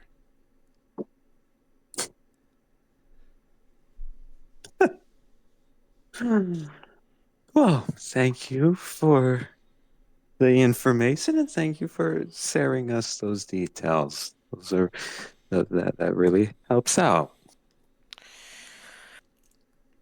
okay, Endeavor. I've been thinking, and I think I know who to choose, and I think we should go with Enforcer. Now, we already have a healing item with Vale. He can heal anything. We have a tank, and that's Hexgolian. He's a robot. He can take anything. I believe if we have an extra guy on our side, it'll make things way more easier, especially if what he says is true, with him taking out like 3,000 guys in one night. If he has that kind of stamina, he'll definitely be helpful against the fodder the court might throw at us. So I'll say that personally, if I was in your position, I would choose the Enforcer, but that's just my opinion. Well then. Okay. Also have I also have a soft spot for guys who love their wives. I think she chose it for that reason alone, honestly. Very well. That's those are fair point. All right, let's go tell the bartender our decision then. Okay, here we go. Let's tell S what we need. I mean, who we're gonna bring back to us. You march over to the bar and you weirdly realize that Enforcer's gone. Already. Yeah, I already heard your request, gentlemen. He's already on his way. He may have sworn a lot. That was obviously not heard, but, you know. He's gonna be fun. Now, he will meet you in Slank. All you have to do is get there. Now, the real question is... No, never mind. I've already figured it out. You've made your decisions, and honestly, it probably was a good one. You got it. Now, the three of you, at least when your friend here wakes up, you'll be teleported to alongside the road that already Vale, Lex, and Hexgolian are traveling on. There is just one small problem. The three of them don't know this, but they've left Clarice behind. You'll have to tell them that when they get there, okay? When you get there, when you meet up again, you know? Certainly. Absolutely. We wouldn't want to leave anyone behind. That would just be cruel. Okay. When you wake up, remember you'll be alongside the road. You may have to wait a little bit, but they'll be coming to you, so just stay where you guys are, okay? Certainly, and thank you for informing us of that. Thank you for the massive boost. Really appreciate it. Of course. And remember, you only have 2 lives left before you are sent home early. And I will say this. Canonly, you will not remember what happened here when you go back home prematurely. It'll be like a dream. You'll remember it for only 5 seconds or so when you wake, and then forget. Just letting you Wait, know. okay. Well, if that is in fact the truth, that we're not going to remember any of the events that occur within this realm or the realm that we came from before arriving here, as you know what I mean. But anyways, if that is indeed the case, then there is something that I would like to ask about you. Because I know that you just shared with us like a few minutes ago about how exactly you know us and stuff, and that you mentioned something along the lines of being from another realm that is like beyond all of the other realities and the spaces between them, like the separate and stuff. So does that mean, is that how you have all of this knowledge? Is that where all your knowledge comes from? Is because you have like scanned and know everything about all of the realities that exist? Is that how it works? I don't know everything. I know enough, but I don't know everything. Studying the realms that you belong to would take thousands of years to perfect. I don't have that luxury. But I am not from this plane of existence. No. Like I said, I am a counterpart. But that'll be explained in due time. Now, it's best you run along, okay? Sure. I just thank you for sharing that with me, because I had the feeling that there was a slight possibility that you're an explorer like me and NK are. We like to explore places and catalog everything we come across. So I kind of was getting a slight feeling that that's maybe what you've done in the past or something like that. I'm not really an explorer. I'm a creator. Now, before you go, and he bends down behind his counter, pulls out 3 different bags. These are just little goodie bags that I've designed for each one of you. It's not much. Essentially, it's drinks. Drinks of your favorites. I figured probably for the best when you go on your journey. I mean, you still have a long way to go before Slank, after all. You might as well have a few drinks on me. Very well. Don't mind if I And do. thank you. Now, fare thee well, gentlemen. Fare thee well. As soon as he finishes that sentence, you instantly appear, along with your friend, alongside the road, behind a fence, back in the universe that you have just come from. You do not hear yet or see any resemblance of a semi-truck, but he did say for you guys to wait.